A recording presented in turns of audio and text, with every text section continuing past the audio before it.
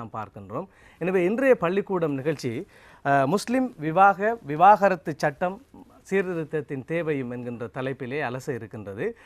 இதே போன்ற தனியார் சட்டங்களினுடைய சீர்திருத்தத்தின் தேவை தொடர்பாக நாங்கள் பிரிதொரு நிகழ்ச்சியில் அலசுவதற்காக இருக்கின்றோம். அதற்கிடையில் இன்றைய நிகழ்ச்சி முஸ்லிம் விவாகரத்து சட்டமும் சீர்திருத்தத்தின் தேவையும் என்கின்ற தலைப்பிலே அலச இருக்கின்றது. இதற்காக 3 ஆளுமைகளை நாங்கள் வரவழைத்திருக்கின்றோம். இந்த துறை சார்ந்த ஆளுமைகளாக இவர்கள் இருக்கின்றார்கள்.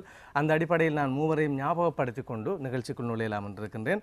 முதலாவதாக காதி நீதிபதிகள் சங்கத்தினுடைய செயலாளராகவும் கொழும்பு கிழக்கு காதி நீதிபதியாகவும் இருக்கின்ற சட்டத்தரணி அப்துல் மர்சூக் அவர்கள் இன்றைய நிகழ்ச்சிக்காக வருகை தந்திருக்கின்றார். அஸ்ஸலாமு அலைக்கும். அதே போன்று இரண்டாவதாக பெண்கள் உரிமைகள் ஆர்வலராகவும் சட்டத்தரணியாகவும் சட்ட முதுமானியாகவும் இருக்கின்ற ஹசனா ஷேக் இசதீன் அவர்களும் இன்றைய நிகழ்ச்சிக்காக வருகை தந்திருக்கின்றார். அஸ்ஸலாமு அலைக்கும். அதே போன்று மூன்றாவதாக வருகை தந்திருக்கின்றார் கொழும்பு கிழக்கு காதி நீதிமன்றத்தினுடைய ஜூரியாக இருக்கின்ற மௌலவி மௌஷூக் அப்துல் ரஹ்மான் அவர்களும் இன்றைய நிகழ்ச்சிக்காக வருகை தந்திருக்கின்றார். அஸ்ஸலாமு அலைக்கும். எனவே நாங்கள் இன்று முஸ்லிம் சட்டம், அதிலும் குறிப்பாக முஸ்லிம் விவாகரத்து சட்டம் தொடர்பாக பேச இருக்கின்றோம். முதலிலே இந்த முஸ்லிம் விவாகரத்து சட்டம் எந்த விதத்தில் இங்கே அமுலில் இருக்கின்றது, இது தொடர்பான இந்த காதி நீதிமன்றத்தினுடைய பொறிமுறை குறித்து நாம் தெரிந்து கொள்வது பொருத்தம் என நான் நினைக்கின்றேன். நீதிபதி அவர்களும் சட்டத்தரணியுமாக நீங்கள் தான் இதற்கு பதில் சொல்ல வேண்டும். இலங்கையிலே இந்த சட்டத்துக்கு நீண்டதொரு வரலாறு இருக்கின்றது. இலங்கையிலே முஸ்லீம்கள் இங்கு வந்து குடியேறிய பின்பு முஸ்லீம்களுடைய கலாச்சாரங்களை மதிக்கக்கூடிய தக்க வகையிலேயே வணிக விடயங்கள், திருமண விடயங்கள் போன்ற விடயங்களிலே முஸ்லீம்களுடைய சட்டங்கள் தான் அவருடைய முறைப்படி தீர்க்கப்பட்ட பிரச்சனைகளுக்கு. பின்பு போர்த்துகேயருடைய காலத்தின் வருகையின் போது முஸ்லீம்கள் இங்கு விரட்டப்பட்ட பொழுது இந்த சட்டங்களுக்கான உரிய மதிப்பு அளிக்கப்படவில்லை. முஸ்லீம்கள் எல்லாம் அழித்தொழிக்கப்படக்கூடிய நிலை இருந்தது. பின்பு ஒல்லாந்தருடைய ஆட்சி காலத்திலே அவர்கள் நாட்டிலே ஒரு சட்டத்தை அமுல்படுத்த வேண்டும் என்பதன் அடிப்படையிலே சுதேசிகளுடைய சட்டங்களை எல்லாம் கோர்த்து அந்த அடிப்படையிலேயே இலங்கை வாழ்ந்த முஸ்லீம்களுடைய சட்டங்கள் எல்லாம் கோர்க்கப்பட்டது. அப்பொழுது முகமதியன் சட்டம் என்று அதுக்கு பெயர் வைக்கப்பட்டு அந்த சட்டத்தை முஸ்லீம்களுக்காக முஸ்லீம்களுடைய விடயங்களை முஸ்லீம்களை ஆளக்கூடிய தன்மையை ஏற்படுத்தியிருந்தார்கள். அதன் அடிப்படையில் தான் பின்பு ஆங்கிலேயருடைய காலத்திலும் அந்த ஒல்லாந்தர் காலத்திலே கோர்க்கப்பட்ட அந்த முகமதியன் சட்ட கோவையை அவர்கள் ஏற்றுக்கொண்டு பின்பு சில மறுசீரமைப்பு சில சீர்திருத்தங்களை செய்து இறுதியிலே இந்த நாங்கள் நடைமுறையில் இன்று இருக்கின்ற முஸ்லீம் விவாகரத்து சட்டம் உருவாக்கப்பட்டது. இந்த சட்டம் உருவாக்கப்பட்டு நீண்ட காலங்கள் கடந்து விட்ட போதிலும் இன்று பல சீர்திருத்தங்களை அது தேடி நிற்கின்றது. இந்த சட்டங்கள் முஸ்லீம்களுக்கென்று தனியான காதி நீதிமன்றங்களை உருவாக்கி முஸ்லீம்கள் வாழ்கின்ற பிரதேசங்களிலே காதி நீதிபதிகளை நியமித்து முஸ்லீம்களுடைய விவாகரத்து போன்ற விடயங்கள், பிள்ளை பராமரிப்பு, மனைவி பராமரிப்பு, திருமணம் தொடர்பான திருமணத்தை ரத்து செய்தல் போன்ற விடயங்களுக்கு நியாயத்தை வழங்கியிருக்கின்றது. இந்த விடயங்கள் நடைமுறைப்படுத்தப்பட்டாலும் இன்று காலத்தின் தேவையும் இன்று ஏற்பட்டிருக்கின்ற மாற்றங்களுக்கும் இந்த சட்டம் ஈடு கொடுக்காமல் இருப்பதை நாங்கள் காணக்கூடிய இருக்கின்றது. அடிக்கடி இந்த சட்டங்களுக்கு மாற்றங்கள் வேணும், சீர்திருத்தம் வேணும் என கோரிக்கை முன்வைக்கப்பட்டு பல குழுக்கள் நியமிக்கப்பட்டு பல ஆய்வாளர்கள் ஆராய்ச்சி செய்து அறிக்கைகள் சமர்ப்பிக்கப்பட்டிருந்தாலும் இன்னும் அந்த சட்டம் பழைய வடிவத்திலேயே எந்த திருத்தங்களும் இல்லாமல் இன்னும் நடைமுறைப்படுத்தப்பட்டிருப்பதால் பல சிக்கல்களை இன்று எதிர்நோக்கி கொண்டிருக்கின்றோம். எனவே இவை மாற்றப்பட வேண்டும். காலத்தின் தேவைக்கு காலத்தின் ஓட்டத்துக்கு ஏற்ற வகையில் இந்த சட்டங்கள் புனரமைப்பு செய்யப்படாவிட்டால், சீர்திருத்தம் செய்யப்படாவிட்டால் இந்த சட்டத்தை அமுல்படுத்துவதிலும் இந்த சட்டங்களினால் நியாயத்துக்கு செலுத்தப்படுகின்ற மக்கள் பாதிக்கப்படுவதையும் நாங்கள் தவிர்க்க முடியாது இருக்கும். எனவே இன்று நாங்கள் இந்த கலந்துரையாடலிலே கூடுதலாக எவ்வாறான சீர்திருத்தங்கள் ஏன் தேவை என்பதை பற்றி நாங்கள் ஆராயலாம். அடுத்ததாக நான் கேட்கின்றேன் ஹசனா ஷேக் இசதீன் அவர்களே, இந்த காதி நீதிமன்ற முறைமை எப்படி இருக்கிறது? எவ்வாறு காதி நீதிபதி தெரிவு செய்யப்படுகிறார்? அதே நேரத்தில் அங்கே எந்தெந்த ஒரு ஊரில் எத்தனை காதி நீதிமன்றம் இருக்க முடியும்? இப்படி இவ்வாறாக காதி நீதிமன்றம் தொடர்பான ஒரு அறிமுகத்தை நீங்கள் தாருங்கள். அதற்கு பிறகு நாம் உண்மையில் என்னை விட காதி நீதிபதியாக இருக்கும் இவங்க தான் அதுக்கு பொருத்தமாக இருக்கும். இருந்தாலும் சட்ட ரீதியாக சொல்றதாக இருந்தால் முஸ்லிம் விவாகரத்து சட்டமானது ஒரு காதியாக இருப்பதற்குரிய அடிப்படை தகுதியாக சொல்லப்படுற விஷயம் ஒரு முஸ்லிம் ஆணாக இருக்க வேண்டும். அதே நேரம் அவர் நன்னடத்தையும் தகுதியும் உடைய ஒரு ஆண் என்பதுதான் அதில் விதியாக இருக்குது. ஆனால் இந்த சட்டத்தில் வந்து அந்த நன்னடத்தை என்கிறது என்ன அல்லது அந்த தகுதி என்பது என்ன என்பதற்கான எந்த ஒரு விளக்கமும் இல்லை, அதுக்கு ஒரு வரையறையும் இல்லை. பொதுவாக நடைமுறையில் பார்த்தோம்னு சொல்லி சொன்னால் இந்த காதியாக நியமிக்கப்படுகிறவங்க வந்து ஏனைய நீதிபதிகளைப் போல இல்லாமல் இப்போ அண்மையில் ஒரு நீதி சேவை ஆணைக்குழுவால் ஒரு சில விதிமுறைகள் கொண்டு வந்திருக்கிறாங்க, யார் யார் காதியாக நியமிக்கப்படலாம் என்று சொல்லி மிகவும் அண்மையில் சொல்லப்பட்டது. அதிலேயும் சொல்லப்பட்டபடி சட்டத்தரணியாகவோ மௌலவி ஒரு இஸ்லாமிய மார்க்க அறிஞராகவோ அல்லது அரச சேவை ஆற்றி ஓய்வூதியம் பெற்ற ஒரு நபராகவோ இருக்கலாம் என்று சொல்லி. ஆனால் அங்கே தான் எங்களுக்கு நடைமுறையில் ஒரு பெண் ஆர்வலர் என்ற ரீதியில் நடைமுறையில் நாங்கள் எதிர்நோக்கிற நிறைய பிரச்சனைகள் வருது. எப்படின்னு சொன்னால், ஒரு காதி நீதிபதியாக இருக்கிற இப்போ பொது சட்டத்துக்குள்ள நீதிபதியாக வருவதற்குரிய ஆகக்கூடிய வயதில்லை காணப்படுகிறது. இதுக்கு பிறகு அவர் ஓய்வூதியம் பெற வேண்டும் என்ற ஒரு கட்டாயம் காணப்படுது. ஆனால் பொது சட்டத்துக்குள்ள அப்படி இருக்கும் பொழுது முஸ்லீம் தனியார் சட்டத்துக்குள்ள நாங்கள் பார்த்தோம்னு சொன்னால் ஓய்வு பெற்ற பிறகுதான் அவங்க நீதிபதியாகவே வர்றாங்க. அப்போ நடைமுறையில் பார்க்கும் பொழுது எத்தனையோ காதிமா இருக்கு, அங்கே அவங்களுக்கு அந்த அந்த பிரச்சனையை இருந்து கேட்கறதுக்குரிய பொறுமை இல்லாமல் இருக்கிறது.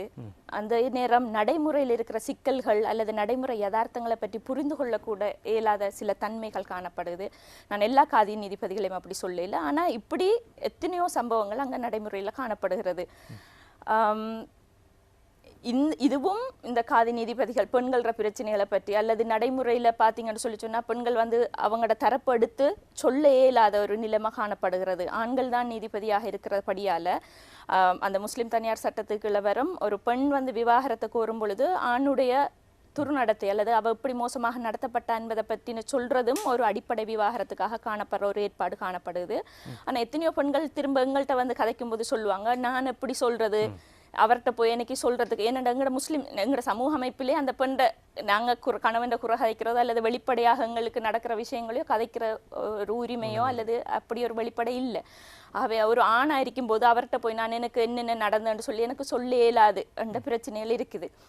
அப்போ அதுலேயும் வர கேள்விதான், ஏன் ஒரு முஸ்லீம் பெண் ஒரு மாவட்ட நீதிபதியாக அல்லது உயர் நீதிமன்றத்திலே நீதிபதியாக இருக்கலாம்டா, ஏன் அடிமட்ட நீதிமன்றமாக இருக்கிற ஒரு காதி நீதிமன்றத்தில் அதே முஸ்லீம் பெண்மணி நீதிபதியாக வரையலாங்கிற ஒரு கேள்வி முன்வைக்கப்படுறது இதால தான். நிச்சயமாக இந்த விடயம் தொடர்பாக பல குற்றச்சாட்டுகள் இருக்கின்றன. இன்று நாம் அதற்கு அனைத்துக்குமான ஒரு கேள்விக்கான பதிலை உங்களிடம் நான் எதிர்பார்க்கின்றேன். மௌலவியிடம் நான் கேட்க வேண்டும். குறிப்பாக ஒரு பெண்ணி ஆர்வலர்களாக அல்லது மனித உரிமை சார்ந்த ஆர்வலர்களிடமிருந்து பல குற்றச்சாட்டுகள் முன்வைக்கப்படுகின்றன. அதற்கான பதிலை நாம் பார்ப்பதற்கு முன்பதாக சரியா என்று சொல்லப்படுகின்ற இஸ்லாமிய சட்டத்தின் பிரகாரமும் இந்த காதி நீதிமன்றத்தால் எடுத்துக்கொள்ளப்படுகின்ற இந்த முஸ்லிம் விவாகரத்து சட்டத்திற்கும் இடையிலே பாரிய வேறுபாடுகள் இருப்பதாக கூட தெரிவிக்கப்படுகின்றது. இதிலே ஏதும் முஸ்லிம் சட்டத்தில் ஏதும் குறைபாடுகள் காணப்படுகின்ற போது ஒன்றில் இஸ்லாமிய சட்டத்தினூடாகவோ அல்லது பொது சட்டத்தினூடாகவோ அந்த இடைவெளிகள் நிரப்பப்படுகின்ற நிலையையும் நாம் பார்க்கின்றோம்.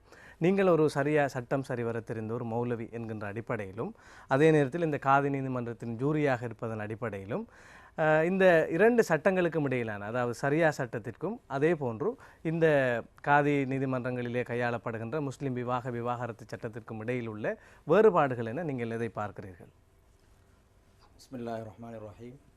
முதலில் மீண்டும் ஒரு பள்ளிக்கூடம் நிகழ்ச்சிக்கு அழைத்ததற்காக வேண்டி நன்றிகளை தெரிவித்துக் கொண்டு, மிக முக்கியமான ஒரு கேள்வி, ஷரியாவுடைய சட்டத்திற்கும் முஸ்லிம் விவாகரத்து சட்டத்திற்கும் இடையிலே உள்ள வித்தியாசங்களை கேட்கின்றீர்கள். உண்மையிலே பாரிய வித்தியாசங்கள் இருக்கின்றது. குறிப்பாக முஸ்லிம் விவாகரத்து சட்டத்திலே ரெஜிஸ்டர் அப்ளிகேஷன் ஃபார்மிலே கைக்கூலி அங்கே இடம்பெற்றிருக்கின்றது. உண்மை ஷரியாவுக்கு முரணானது. இஸ்லாம் முற்றுமுழுதாக சீதனத்தை வெறுக்கின்றது. அப்பொழுது அது இடம்பெற்றிருக்கின்றது. இதே மாதிரி இன்னும் சில விஷயங்கள் இருக்கின்றது. ஷரியாவிலே சொல்லப்பட்ட விடயங்களை தவறாக புரிந்து கொண்ட காரணத்தினால் ஏற்படக்கூடிய பிரச்சனைகள். உதாரணமாக இவர்கள் சொன்னதை போன்று பெண் காதி நீதிபதிகளேன் வர முடியாது. அதே போன்று இந்த மத்தாவுடைய விஷயம், நஷ்டையுடைய விஷயம், திருமண வயதில்லை, பலதார மனம், இவை அனைத்து விடயங்களும் மிக தெளிவான முறையிலே குர்ஆன் அழகாக பேசியிருக்கின்றது. உலகத்தில் இருக்கக்கூடிய அரபு நாடுகள், முஸ்லிம் நாடுகள் இவற்றுக்கெல்லாம் சரியான தீர்வை தற்போது அடைந்திருக்கின்றார்கள்.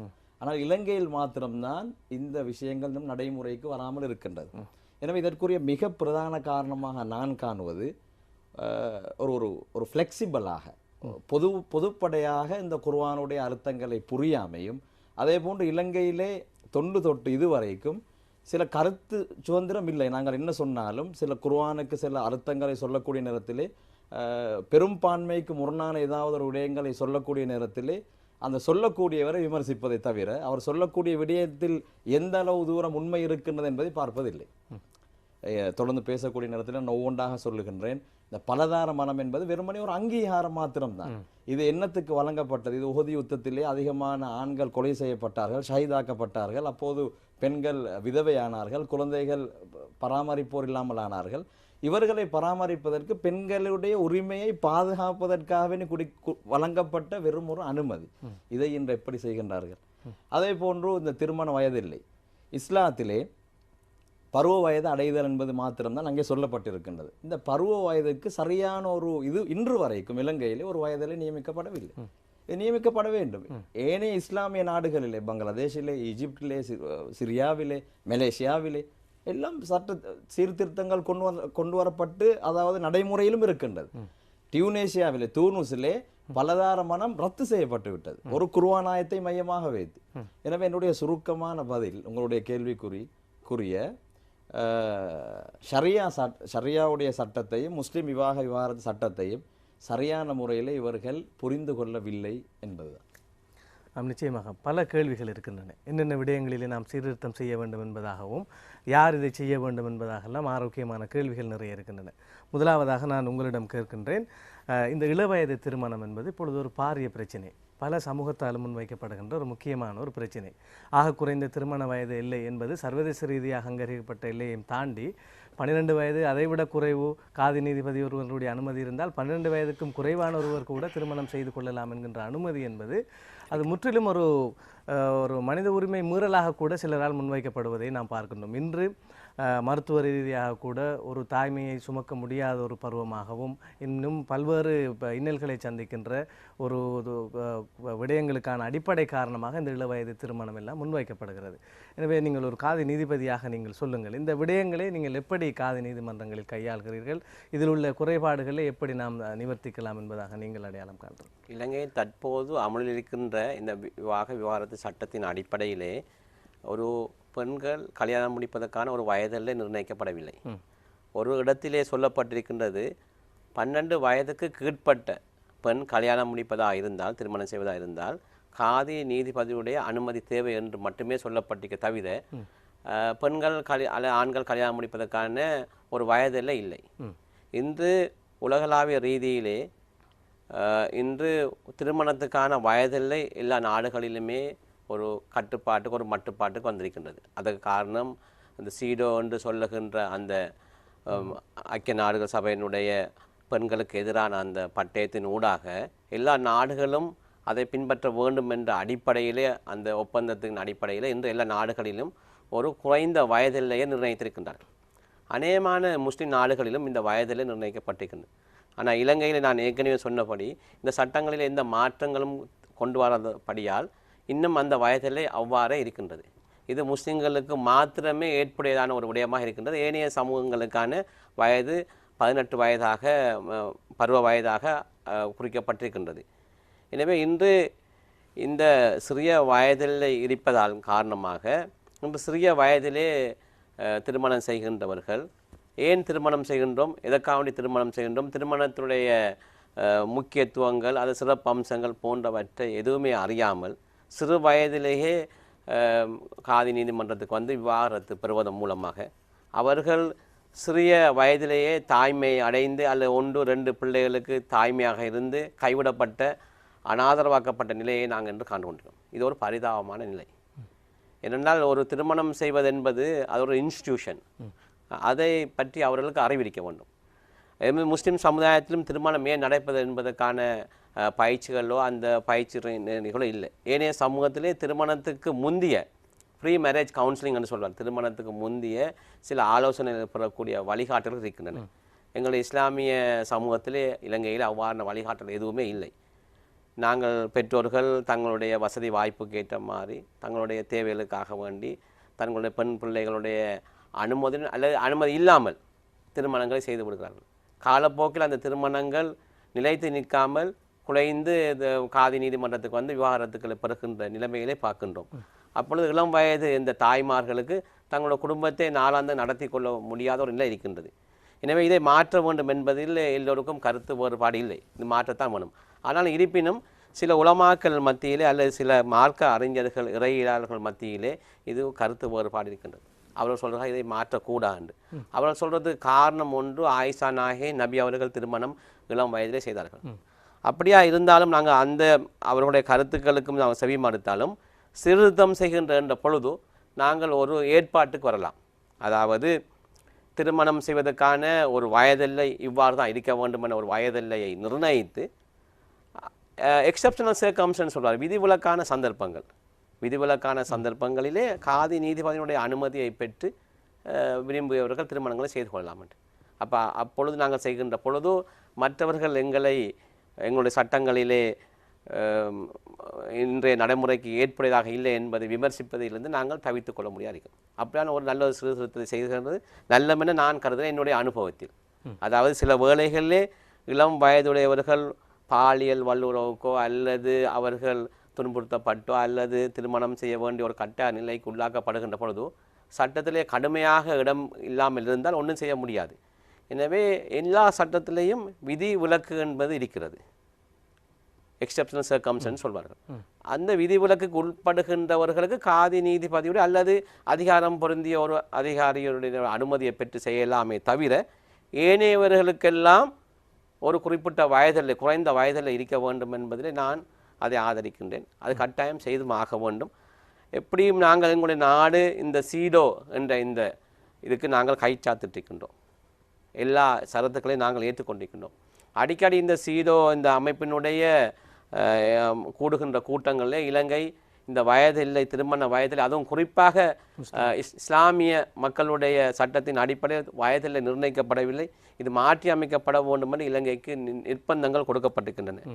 நாங்கள் விரும்பியோ விரும்பாவிட்டாலோ எவ்வாறோ இந்த அரசாங்கம் அதை மாற்றித்தான் அமைக்கப் போகின்றது. எனவே நாங்கள் முஸ்லீம் சமூகம் இதை பற்றி நாங்கள் ஆழமாக ஆராய்ந்து நாங்கள் அந்த பலாத்காரமாக எங்கள் மீது சட்டங்கள் பிரயோகிக்கப்பட முதலே நாங்கள் அதற்கு தயாராகி எங்களுடைய பிரேரணைகளாக நாங்கள் பிரதித்து அந்த சட்டங்களை மாற்றிக்கொள்வது எங்களுக்கு நல்லமென நான் கருதுகின்றேன். இன்றைய பள்ளிக்கூடம் நிகழ்ச்சியில் திருமண விவாகரத்து சட்டமும் சீர்திருத்தத்தின் தேவையும் என்கின்ற தலைப்பில் நாங்கள் பேசிக்கொண்டிருக்கிறோம்.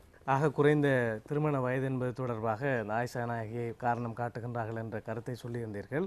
முஸ்லிம்களினுடைய அமைப்புகள் பலவற்றிற்குள்ளும் பல பிரிவுகள் இருக்கின்றன, அவற்றிற்குள் அந்த வயது தொடர்பான சர்ச்சைகளும் இருப்பதையும் நாம் பார்க்கின்றோம். எனவே இதை எப்படி தீர்ப்பது என்பது இதுதான் ஆகப்பெரிய பிரச்சனை. இந்த முஸ்லிம் சட்டத்தை சீர்திருத்த வேண்டும் என்பதான முயற்சிகள் மேற்கொள்ளப்பட்ட போது இந்த முஸ்லிம்களுக்குள் காணப்படுகின்ற பல்வேறு பிரிவினர்களினுடைய பலதரப்பட்ட கருத்துக்கள் தான் இதற்கு மாபெரும் தடையாக இருக்கின்றது என்பதாக சில சட்டவியலாளர்களும் அதே நேரத்தில் நீதித்துறை சார்ந்து இருந்த அமைச்சர்களும் கூட கருத்து தெரிவித்தமையும் நாம் இந்த இடத்திலே குறிப்பிட்டு கொண்டும் நீங்கள் சொல்லுங்கள் ஹசனா ஷஹீசுதீன் அவர்களே, இப்பொழுது இந்த சம்மதம் அப்படிங்கிற விஷயம் ரொம்ப முக்கியம். நீங்கள் ஒரு பெண்ணிய செயற்பாட்டாளராக உங்களுக்கு தெரிந்திருக்கும். இந்த முஸ்லிம் சட்டம் மீதான மிகப்பெரிய குற்றச்சாட்டாக முன்வைப்பது திருமணத்திற்கான சம்மதத்தை பெண்களிடம் வாங்குகின்றார்கள் இல்லை என்று. ஹனஃபி மதுஹப்படி அது அனுமதிக்கப்பட்டிருக்கிறது, சாபி மதுஹப்படி அனுமதிக்கப்படவில்லை என்று சொன்னாலும் இலங்கையிலே பெரும்பாலும் இந்த சாபி மதுஹப்பை பின்பற்றுபவர்களாக இருப்பதால் தனக்கு திருமணம் நடந்திருக்கிறது என்பதை தெரியாத பல பெண்கள் அதற்கு பிறகு பெற்றோர் மூலமாக தெரிந்து கொண்டு விருப்பமில்லாமல் வாழ்ந்த பல சம்பவங்களை நாம் பார்க்கின்றோம். வெளிப்படையாக அதை கூறுவதிலே நமக்கு எந்த தயக்கமுமே கிடையாது. எனவே இவை குறித்தான உங்களுடைய கருத்து பகிர்வுகள். அந்த பதிலுக்கு வாரத்துக்கு முந்தி இன்னும் கொஞ்சம் அவங்கள சொன்னது அந்த ஏனண்டா ஒரு சிறுமிர உரிமை மீறல் என்ற அடிப்படையில் அதில் நான் இன்னும் சில விஷயங்களை சேர்த்துக்கொள்ளணும் என்று நினைக்கிறேன். அவங்க சொன்ன மாதிரி ஒரு சிறுமி பாதிக்கப்படுறதில் சீடோ மட்டும் அப்படி என்று இல்லாமல் அதையும் விட முக்கியமாக சிறுவர் உரிமைகள் பட்டயம் அண்ட் சைல்ட் ரைட்ஸ் கன்வென்ஷன் இருக்குது, அதுலேயும் முக்கியமாக சொல்லப்படுற ஒரு விஷயம் அந்த வயதில்லை நிர்மாணிக்கப்பட வேண்டும் என்றது. அந்த சிறுமி அப்படி சின்ன வயசில் திருமணம் முடித்து கொடுக்கப்படுகிறதால உடல் உளவு ரீதியான பாதிப்பு மட்டும் இல்லாமல் அதையும் விட கூடுதலாக அந்த சிறுமியினுடைய கல்வி எதிர்காலம் எல்லாமே பாதிக்கப்படுது. இப்போ ரசூலுல்லா அவங்க 15 சின்ன வயசில் ஆயிஷா நாய் அவங்கள முடிச்சாங்கன்றதை உதாரணம் காட்டுற மாதிரி கதிஜா நாய் அவங்கள 15 வயசு கூடினவங்களை திருமணம் முடிச்சாங்கன்னு சொல்லி இங்கே இருக்கிற யாருமே நான் 15 வயசு கூடின ஒரு பொண்ணை முடிக்க போகிறேன் அது ரசூலுல்லாட வழிகாட்டலன்னு சொல்லி யாருமே முன் வரதில்லை. ஆனால் தங்களை விட சின்னதாக இன்னும் எவ்வளோ வயசு குறைய இருக்கையிலுமோ அதுவும் அந்த பிள்ளைகளை ஸ்கூல்ல இருந்து பாடசாலையிலேருந்து நிப்பாட்டி முடிக்கிற சந்தர்ப்பங்கள் எல்லாம் எங்களுக்குள்ளே இருக்குது. அடுத்ததாக நீங்கள் சொன்ன சம்மதம் என்ற இதில் வர்ற பிரச்சனைகள்னு சொல்லி பார்த்தோம்னா இஸ்லாத்தில் அடிப்படை வந்து அது ஆணாயினும் சரி பெண்ணாயினும் சரி அவங்களோட சம்மதம் கட்டாயம் பெறப்பட வேணும் திருமணத்துக்கு. சம்மதம் இல்லாட்டி அது அந்த திருமணம் வலிதாகாதுன்றது. இப்போ பொதுவாக பார்த்தோம்னா ஒரு ஆணுங்கிறத விட ஒரு பெண்ணண்டு வரும் பொழுது வந்து அந்த திருமணத்துக்கான சம்மதம் ஒரு பெரிய ஒரு பிரச்சனையாக வருது. எப்படின்னு சொன்னால் அந்த பெண்ணுடைய சம்மதம் வந்து தெரிவிக்கப்படுகிறது ஒரு தந்தை அல்லது ஒரு சகோதரன் அல்லது ஆண் வழி அந்த உறவுகள் ஊடாக. இப்போ ரசூலுல்லாஹ் அவங்களோட காலத்தில் ஒரு பெண் இப்போ ரசூலுல்லாஹ்ட்ட அவங்கள்ட்ட கேட்குறாங்க, மௌலவி இருக்காரு, அதில் நான் ஏன் மௌலவியை காட்டினேன்னு சொல்லி சொன்னால், இப்போ இஸ்லாம் சம்பந்தமாக யார் கதைச்சாலும் அதை ஒரு தொப்பி போட்டு ஒரு மௌலவி சொன்னால் அது சரியா இருக்குமென்ற ஒரு நம்புற கருத்தும், அதை இன்னொரு ஆள் சொல்லிக்கல இல்லாட்டி நம்ம மாதிரி சொல்லும் பொழுது அதில் ஒரு கல்விக்குறி ஒன்று வர பிரச்சனையிலும் யார் என்ன விஷயம்ன்றதை உண்மைத்தன்மையை ஆராய்றதில்லைன்னு அவங்க சொன்ன மாதிரி. அப்போ ரசூலுல்லாஹ் அவங்கள்ட்ட போய் அவங்க கேட்ட நேரம் ஒரு பெண்மணி கேட்குற நேரம் சொல்கிறாங்க, ரசூலுல்லாஹ் எந்த விருப்பம் இல்லாமல் என் தந்தை எனக்கு இன்னொருத்தருக்கு மனம் முடிச்சு கொடுத்தாரு, அப்போ நான் என்ன செய்கிறது என்று கேட்க ரசூலுல்லாஹ் சொல்கிறாங்க, உங்களுக்கு விருப்பம் இல்லாட்டி நீங்கள் உங்களோட விருப்பம் இல்லாட்டி அந்த திருமணம் செல்லுபடியாகாது.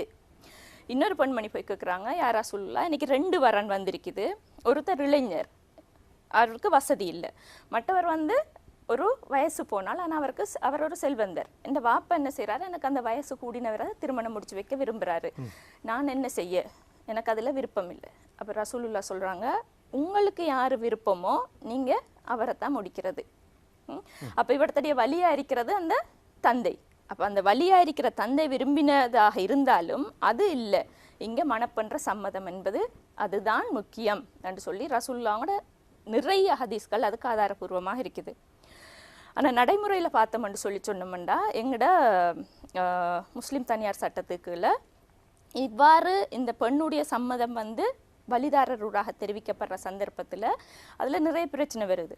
உண்மையில் அந்த சம்மதத்தை தந்தை எடுத்தாரா அல்லது சகோதரன் எடுத்தாராங்கிறது எங்களுக்கு தெரியாது. அதில் வர இன்னொரு சிக்கல் என்னன்னு சொன்னால், இப்போ பொதுச்சட்டத்துக்குள்ள திருமணம் ஒன்று நடக்கும் பொழுது அவடத்தில் ஒரு திருமண பதிவாளர் இருப்பார், நான் சைன் பண்ணுறேன் எனக்கு விருப்பம், என் கணவன் சைன் பண்ணுவார் எனக்கு விருப்பம்னு சொல்லி திருமணம் முடியுது. இது எல்லாருக்குமே அப்படி நடக்குது. ஆனால் முஸ்லீம் திருமண சட்டத்துக்குள்ள என்ன நடக்கிறன்னு சொல்லி சொன்னால், திருமண பதிவு பத்திரத்தில் மணப்பெண் கையொப்பமிடுறது இல்லை, வராது. சரியா? அப்போ எனக்கு திருமணம் நடக்குது, எனக்கு திருமணம் சம்மதமாண்டு நான் சைன் வைக்கிறதும் இல்லை அவடத்தில், நான் எனக்கு சம்மதம் உண்டு நான் முன்மொழிய போகிறதும் இல்லை. அப்போ எனக்கு நடக்கிற சம்மதம் எந்த சம்மதத்துடன் தான் நடக்குதா என்று சொல்லி என்ன உத்தரவாதம்? அப்போ ரசூலுல்லாஹ் அவங்களோட வழிகாட்டல் வந்து பெண்ணின் சம்மதத்தை பெற்றுக்கொள்ளுங்கள் என்று தான் இருக்குதுண்டா, அதை உறுதிப்படுத்துக்கிறதுக்குரிய வழிவகைகளை நாங்கள் செய்யலாம். அப்போ நாங்கள் இவ்விடத்தில் அதை பற்றி கதைச்சா சொல்லுவாங்க, ரசூலுல்லாஹோட காலத்தில் பதிவெல்லாம் இருக்கல்ல, அதை செய்யலாம். ரசூலுல்லாஹோட காலத்துல கார் இருக்கல, ஓட்டோ இருக்கல, நீங்களாம் ஒட்டகம் வாங்கி ஓடி திரியுறீங்க. இந்த காலத்துல என்ன நடைமுறை? ரசூலுல்லாஹ் அவங்க சொன்ன விதத்தை அனுமதித்த விதயங்களை நாங்க எப்படி நடைமுறைப்படுத்துறதுங்கிறத பார்க்கணும், இஸ்லாத்திர வரமுறைகளுக்குள்ளே இருந்து. அதுல இருக்கிற இன்னொரு விஷயம், நீங்க சொன்ன மாதிரி நாங்கள் எங்களோட எடுகோலாக அல் குர்ஆன் வழிகாட்டுதலாக முதலாவது அல் குர்ஆன் இருக்குது, அடுத்தது அல் குர்ஆனில் சொல்லப்பட்ட விஷயங்களை உறுதிப்படுத்துகிற விஷயமாக ரசூலுல்லாஹ் அவங்களோட ஹதீஸ்களை நாங்கள் பின்பற்றுறோம். இப்போ ரசூலுல்லாஹ் அவங்க காட்டித்தந்த வழிமுறைகள் இப்படி சொல்லப்பட்டிருக்கும் பொழுது, ஒரு ஹனஃபி மதுஹபை சேர்ந்த ஒரு பெண் எனக்கு சம்மதம், நான் இந்த திருமணம் செய்ய போறேன்னு அவவே நேரடியாக தன் சம்மதத்தை தெரிவிக்க அனுமதி இருக்குது. ஆனால் ஒரு ஷாஃபி பிரிவை சேர்ந்த ஒரு பெண் அப்படி சொல்லலாது. அதுக்கு என்ன செய்யணும்? வலிட, அதாவது தந்தையோ சகோதரனோ அவங்களோட கட்டாயம் சம்மதம் தேவை. அப்போ அந்த பெண் என்ன செய்யணும்? அதே நேரம் ஒரு ஒரு வழக்கு நடந்த சம்பவம், ஒரு தாய் கணவன் சின்ன வயதிலே விட்டுட்டு போயிட்டாரு, பலதாரமணம் இருக்கத்தானே, அங்கால போயிட்டாரு, இவ பார்க்கறல்ல, இவக்கு ஒரு மகள் இருந்தது, 20 வருஷமா அந்த தாய் வளர்த்தது, தனியாளா அந்த தாய் வளர்த்தது, வறுமப்பட்ட நிலையில வளர்த்துட்டு அந்த பிள்ளைக்கு திருமணம் செய்து வைக்க காதியார்கிட்ட போக, காதி சொல்லியிருக்காரு, நீங்க ஒரு பெண், உங்களோட உண்மை, நீங்க உன்னை வச்சு இப்படித்தான் பேச்சு மன்னிச்சு கொள்ளணும், அவங்களோட பேச்சு மொழி, உன்னை வச்சு இப்படி எல்லாம் திருமணம் செஞ்சு வைக்கல, அது நீ போய் ஒரு ஆம்பளையை கூட்டிட்டு வா, ஆம்பளை தான் வழியா இருக்கலாமண்டு. அப்போ இந்த ஆணை போய் எங்கே தர்றது? அந்த அம்மா போய் 500 ரூபா காசு கொடுத்து ரோடால போன ஒரு ஆளை கூட்டிக்க, அந்த இந்த பிள்ளைக்கு ஒரு கல்யாணத்தை செஞ்சு முடிக்கிறதுக்கு வா வாப்பான்னு கூட்டிட்டு போய் அவன் சைனை வச்சு 500 ரூபா காசை வாங்கிட்டு அந்த பிள்ளையோட கல்யாணம் முடிஞ்சது. இதா இஸ்லாம்? இதே ரசூலுல்லாங்க சொன்னாங்க. ஒரு 20 வருஷம் வளர்த்த உம்மாக்கு ஒரு அனுமதி இல்லையா தண்ட பிள்ளைய நீங்க கல்யாணம் முடிச்சு கொடுக்கறதுக்கு? ஆண் தான் வழிதாரராக வரணும் என்று சொல்லி அந்த சந்தர்ப்பத்தில் ஏன் அப்போ ஹனஃபிக்கு வேறொரு வித்தியாசம், ஹனஃபி முஸ்லீம் பெண்ணுக்கும் ஏன் ஒரு ஷாஃபி முஸ்லீம் பெண்ணுக்கும் இடையில அந்த வித்தியாசம்? ரசூலுல்லாட வழிகாட்டுதலுங்க. அப்போ அதில் இருக்கிற அடுத்த விஷயம் பாருங்க, அல் குர்ஆன்ல சூரா தௌபா 71வது வசனம் என்று நினைக்கிறேன், ஆண்களுக்கு பெண்களையும் பெண்களுக்கு ஆண்களையும் நன்மையை ஏவி தீமையை தடுக்கிற விலாயாக்களாக நாங்கள் படைச்சிருக்கிறோம் அல்லாஹ் சொல்றது. ஆணுக்கு பெண்ணையும் பெண்ணுக்கு ஆணையும் அல்லாஹ்விடத்துல சொல்லல ஆணை வழிதாரர் ஆணைத்தான் விழா வச்சிருக்கிறேன்னு சொல்லல. ஆனா நாங்க நடைமுறையில அதுலேயும் ஒரு பிரிவாக கொண்டு வந்து நாங்க பெண்கள சம்மதத்தையே பெற்றுக்கொள்றதுக்கு வழி இருக்குதா இல்லையா அண்டு கூட பார்க்கல. அதை மாதிரி ஒரு முஸ்லீம் சட்டத்தை வச்சுட்டு அதுதான் இஸ்லாம் என்று சொல்லி நாங்க போராடிட்டு இருக்கிறோம். தொடர்ந்து பேச வேண்டிய விடயங்கள் நிறைய இருக்கிறது. இப்பொழுது எனக்கு மௌலவி 2 கேள்விக்கான பதிலை சொல்ல வேண்டும். ஒன்று, நாம் எல்லா சகோதரர்களும் இந்த நிகழ்ச்சியை பார்ப்பார்கள். சாஃபி மதுஹபோ ஹனஃபி மதுஹபோ அப்படின்னு சொல்கிறோம். அதே போன்று இஸ்லாத்திற்குள் இப்பொழுது பல பிரிவுகள் பற்றியெல்லாம் பேசுகின்றோம். குறிப்பாக இப்பொழுது இந்த யுத்தத்தை மையப்படுத்தி தான் இந்த பிரிவுகள் வெளித்தெரிந்ததையும் நாம் இந்த நேரத்தில் ஞாபகப்படுத்த விரும்புகின்றோம். சுன்னி பிரிவினர், சியா பிரிவினர் என்பதான விடயங்கள். அதே போன்று அதற்குள்ளும் பல பல கிளைகள் என நிறைய பிரிவுபட்ட நிலையிலே இன்று இஸ்லாமிய மார்க்கம் இருக்கின்றது. எனவே இவற்றிற்குள் இப்பொழுது ஹசனா சையதுதீன் அவர்கள் சொன்னதற்கு அமைவாக சாஃபி மதுஹபிலே அனுமதிக்கப்படாத ஒன்று ஹனஃபி மதுஹபிலே அனுமதிக்கப்பட்டால் எது இஸ்லாம் என்ற கேள்விக்கான பதிலை நீங்கள் சொல்ல வேண்டும். இன்னும் ஒன்று, இன்று நாங்கள் பேச போகின்ற அத்தனை விடயங்களுக்குமான ஆதாரமாக இப்பொழுது சீடோவிலே சொல்லப்படுகின்ற விடயம், சர்வதேச சட்டங்கள் பொருத்தனைகள் ஊடாக வந்திருக்கின்ற விடயம், இவற்றினை மையப்படுத்தி தான் ஆக குறைந்த வயது, பலதார மனம், இவைகளையெல்லாம் நாங்கள் அதனை மையப்படுத்தி இந்த தரத்திற்கு இஸ்லாமிய சட்டம் இல்லை என்ற ரீதியில் தான் நாம் பேச போகின்றோம்.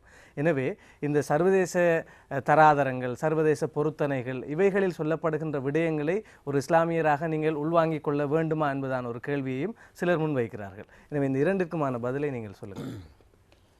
முதலாவதாக ஷாஃபி மதுஹப், அதாவது ஹனஃபி மதுஹப், இதை பற்றி கேட்கின்றீர்கள். இது உண்மையிலே நபி ஸல்லல்லாஹு அலைஹி வஸல்லம் அவர்களுடைய அந்த வஃபாத்துக்கு பின்னால் சஹாபாக்கள், தாபியன்கள், தாபியன்கள், இமாம்கள் இப்படி வந்தார்கள். பிற்பட்ட காலத்தில் இமாம்கள் ஒரு ஹதீஸை, ஒரு நபி மொழியை 4 இமாம்களும் 4 விதமாக அதற்கு விளக்கம் சொல்லுகின்றார்கள். இவ்வளவுதான் இதில் உள்ள வித்தியாசம். இந்த 4 இமாம்களும் ஒரு ஃபர்லான தொழுகையை யாரும் சொல்லவில்லை. நீங்கள் ஒரு நாளைக்கு 5 தொழு, இமாம் ஷாஃபி சொல்லல நீங்கள் 5 தான் தொழணும், ஹனஃபி 4 தொழணும், இப்படி இல்லை. அதாவது அடிப்படையான விஷயத்தில் இவங்க யாருமே எந்த கருத்து முரண்பாடும் இல்லை. ஒரு ஹதீஸை இவங்க இமாம் ஷாஃபி ஒரு கருத்தை சொல்லுவார், இமாம் அபு ஹனீஃபா ஒரு கருத்தை சொல்லுவார், இவ்வளவுதான். எனவே இதுக்கும் எது இஸ்லாம்னு கேட்பது அதாவது பொருத்தம் இல்லை. இஸ்லாத்தில் அடிப்படையான விஷயங்களில் எல்லா இமாம்களும் எல்லா உலமாக்களும் ஒருமித்த கருத்தில் இருக்கிறார்கள். அஹ்லு சுன்னத் வல் ஜமாத் என்று சொல்லுவோம். இதற்கு முரணாக செல்லக்கூடியவர்கள், கொள்கையிலே இதற்கு முரணாக சொல்லக்கூடியவர்கள் ஷியாக்கள், காதியானிகள், இவர்கள் தான் உண்மையிலே இஸ்லாத்திற்கு அப்பாட் சென்றவர்களை தவிர. இப்பொழுது இதற்கு மாற்று கருத்துக்கள் இருக்கின்றன. சியாக்கள் தரப்பில் இன்னொரு கருத்து முன்வைக்கப்படலாம், காதிரியானிகள் தரப்பிலிருந்து வேறு பல கருத்துக்கள் முன்வைக்கப்படலாம். நீங்கள் சொல்கின்ற விடயங்கள் அடிப்படையான விடயங்களில் முரண்பாடு இல்லை என்று சொல்கிறீர்கள். நீங்கள் அடிப்படை என்பது இஸ்லாத்தின் 5 கடமைகள், அதை மையப்படுத்தி சொல்கிறீர்களா? எதை அடிப்படை என்று நீங்கள் சொல்கிறீர்கள்? இஸ்லாத்தின் அடிப்படை கடமைகள் 5, அதில் மாற்று கருத்து இல்லை. அதிலும் கூட சில வித்தியாசங்கள் கொண்டு வரப்படுகின்றது அல்லவா? அதாவது குர்ஆன் 30 ஜுஸா 40 ஜுஸுவா இப்படியெல்லாம் சிலர்கள் பேசுகின்றார்கள். ஏகோபித்த முடிவு என்ன? குர்ஆன் எத்தனை ஜுஸுக்கள்? இதற்கு மாற்றமான கருத்தை சொல்லக்கூடியவர்கள் அக்கீதாவை விட்டு தூரமானவர்கள் என்று நாங்கள் சொல்லுவோம். எனவே சுருக்கம், இவர்கள் சொன்ன விடயங்கள் அனைத்தும் உண்மையான விடயங்கள், சீர்திருத்தப்பட வேண்டும். ஆனால் ஷாஃபியா ஹனஃபியா அதை பற்றி நாங்கள் பேசுவதாக இருந்தால் அதில் பிழை இல்லை. இமாம் அபு ஹனீஃபா ரஹ்மத்துல்லாஹி அலைஹி அவர் ஒரு கருத்தை சொல்கின்றார், அதை சிலர்கள் ஏற்றுக்கொள்கின்றார்கள். அவர்களை பின்பற்றக்கூடியவர்கள் பிழையானவர்கள் என்று சொல்ல முடியாது. இமாம் ஷாஃபியை பின்பற்றக்கூடியவர்களும் பிழையானவர்கள் என்று சொல்ல முடியாது. இஸ்லாத்தில் சொல்லப்பட்ட விடயங்கள் தான் இவர்கள் 4 உலமாக்களும் 4 விதமாக சொல்லுகின்றார்கள். இதில் எந்த மாற்று கருத்தும் இல்லை. இப்போ எங்களுடைய கேள்வி என்னென்றால், அவர் பிழை இவர் பிழை என்பதோ அல்லது அந்த மதுஹப் பிழை இந்த மதுஹப் பிழை என்பதோ அல்ல. இப்பொழுது வெளித்தெரியக்கூடிய ஒரு விஷயம், அதாவது ஒரு பெண்கள் திருமணத்திலே சம்மதம் தெரிவிக்க வேண்டுமா இல்லையா என்பது. அதிலே இல்லை சம்மதம் தெரிவிக்க வேண்டும் என்று ஒரு மதுஹப் சொல்கிறது, சம்மதம் தெரிவிக்க தேவையில்லை என்று இன்னும் ஒரு மதுஹப் சொல்கின்ற போது இது ரெண்டுமே ஒரு முரண்பட்ட நிலை. இது ஒரு அடிப்படை பிரச்சனை. நாம் இதை வெறுமனே நாங்கள் ஒதுக்கி வைத்து விட முடியாது. ஒரு உரிமை சார்ந்த மிக முக்கியமானது ஒரு பிரச்சனை. அதிலும் இந்த நவீன காலத்தில் இது மிகவும் கூர்மையாக பார்க்கப்படக்கூடிய ஒரு பிரச்சனை. இப்போ இந்த இடத்திலே இந்த மதுஹபுக்குள் இருக்கின்ற முரண்பாடுகளை ஏன் களைய முடியாது? இல்லை என்றால் எல்லாமாக சேர்ந்து ஏன் ஒரு பொதுமைப்பாடான ஒரு முடிவுக்கு வர முடியாது என்பதான கேள்வி. அந்த இடத்திற்கு தான் நான் வரப்போகிறேன். அதாவது நான் ஏன் இதை சொன்னேன் என்றால், இலங்கையில் இப்படியும் ஒரு பிரச்சனை இருக்கின்றது. மதுஹபுகளை பின்பற்றலாமா பின்பற்றக்கூடாதா என்ற ஒரு பிரச்சனையும் இருக்கின்றது. எனவே தான் நான் இது ஒரு பிரச்சனை என்று சொன்னேன். இப்போ இந்த விடயத்தை யார் செய்ய வேண்டும்?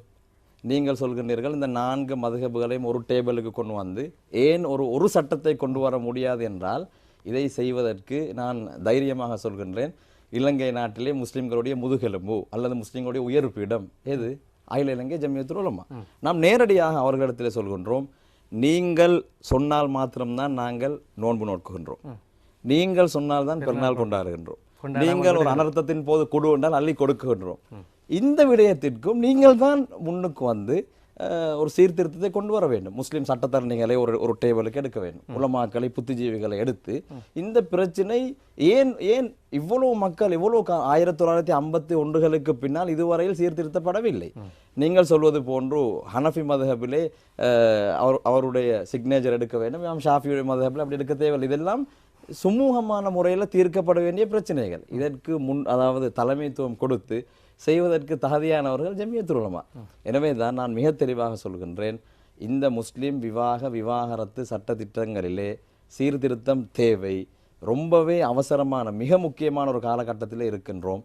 ஏனென்றால் கொழும்பு கிழக்கு காஜி நீதிமன்றத்திலே ஒரு ஜூரியாக நான் கடமையாற்றியதன் காரணத்தினால் சொல்லுகின்றேன், நாளுக்கு நாள் விவாகரத்து அதிகரித்து கொண்டே செல்கின்றது. ஏன் இந்த விவாகரத்துக்கள் இவ்வாறு அதிகரித்து செல்கின்றது என்று சொன்னால், எமது சட்டத்திலே இறுக்கமில்லை.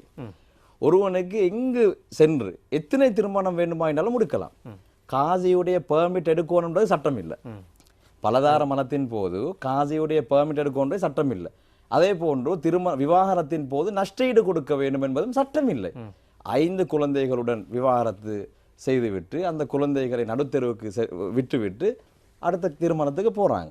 அப்ப இதுல ஷாஃபியா ஹனஃபியா என்பதை விட அகில இலங்கை ஜம்மியத்துல் உலமா துறை சார்ந்தவர்கள், அதே போன்று முஸ்லிம் உயர் பீடங்கள், முஸ்லிம் அமைப்புகள், முஸ்லிம் சட்டத்தரணிகள், குறிப்பாக முஸ்லிம் அரசியல்வாதிகள் 1951களுக்கு பின்னாலே முஸ்லிம் அரசியல்வாதிகள் பாராளுமன்றத்தில் இருக்கவில்லையா? யாரும் இது பற்றி எந்த அக்கறையும் செலுத்தவில்லை. இவர்கள் சொன்னதை போன்று ஆண்களாக இருந்ததானாலோ தெரியாது, யாரும் இது பற்றி ஒரு அக்கறை செலுத்தவில்லை. இவர்கள் அனைவரும் ஒன்று சேர்ந்து இந்த விடயத்திற்கு அவசரமாக ஒரு தீர்வை எடுக்காவிட்டால் எதிர்காலத்திலே இனவாதத்தை பேசக்கூடிய அமைப்புகள், அதாவது இந்த காதி நீதிமன்றத்தை எடுத்தெறிய வேண்டும் என்பதிலே மிக தீவிரமாக இருப்பார்கள் என்பது சந்தேகமில்லை. அடுத்த கேள்வி, சீடோ போன்ற அந்த சர்வதேச தராதரத்தோட ஷரியா எப்படி செல்ல வேண்டும் என்பதுதான்.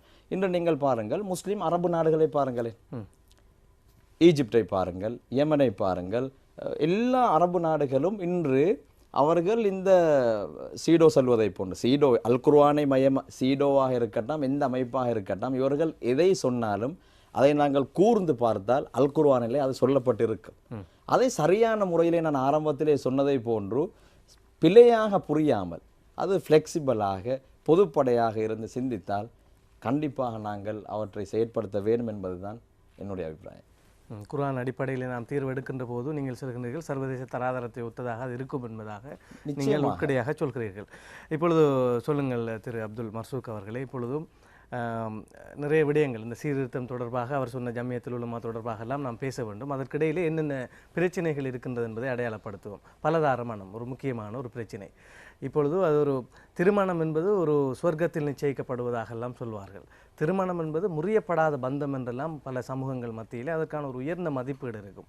விவாகரத்து என்பதே அதிகம் அறியாத சமூகங்களையும் நாம் பார்க்கின்றோம். ஆனால் திருமணமும் இலகுவாக மிக குறைந்த வயதில் நடந்து விவாகரத்தும் குறைந்த வயதில் முடிந்து பல திருமணங்கள் முடிப்பதற்கான சாத்தியங்களும் நிறைந்த ஒரு அம்சம் இந்த முஸ்லிம் சட்டத்தினூடாக கிடைக்கின்ற ஒரு நிலைதான் இப்பொழுது பரவலாக சுட்டிக்காட்டப்படுகின்ற குறைபாடாக இருக்கின்றது. இந்த திருமணம் பலதார மனம் பற்றியதான விடயங்களை சொல்லுங்கள். அதில் என்னென்ன குறைபாடுகள் இருக்கின்றன, என்னென்ன அனுமதிகளோடு இந்த பலதார மரணம் சாத்தியப்படுகிறது?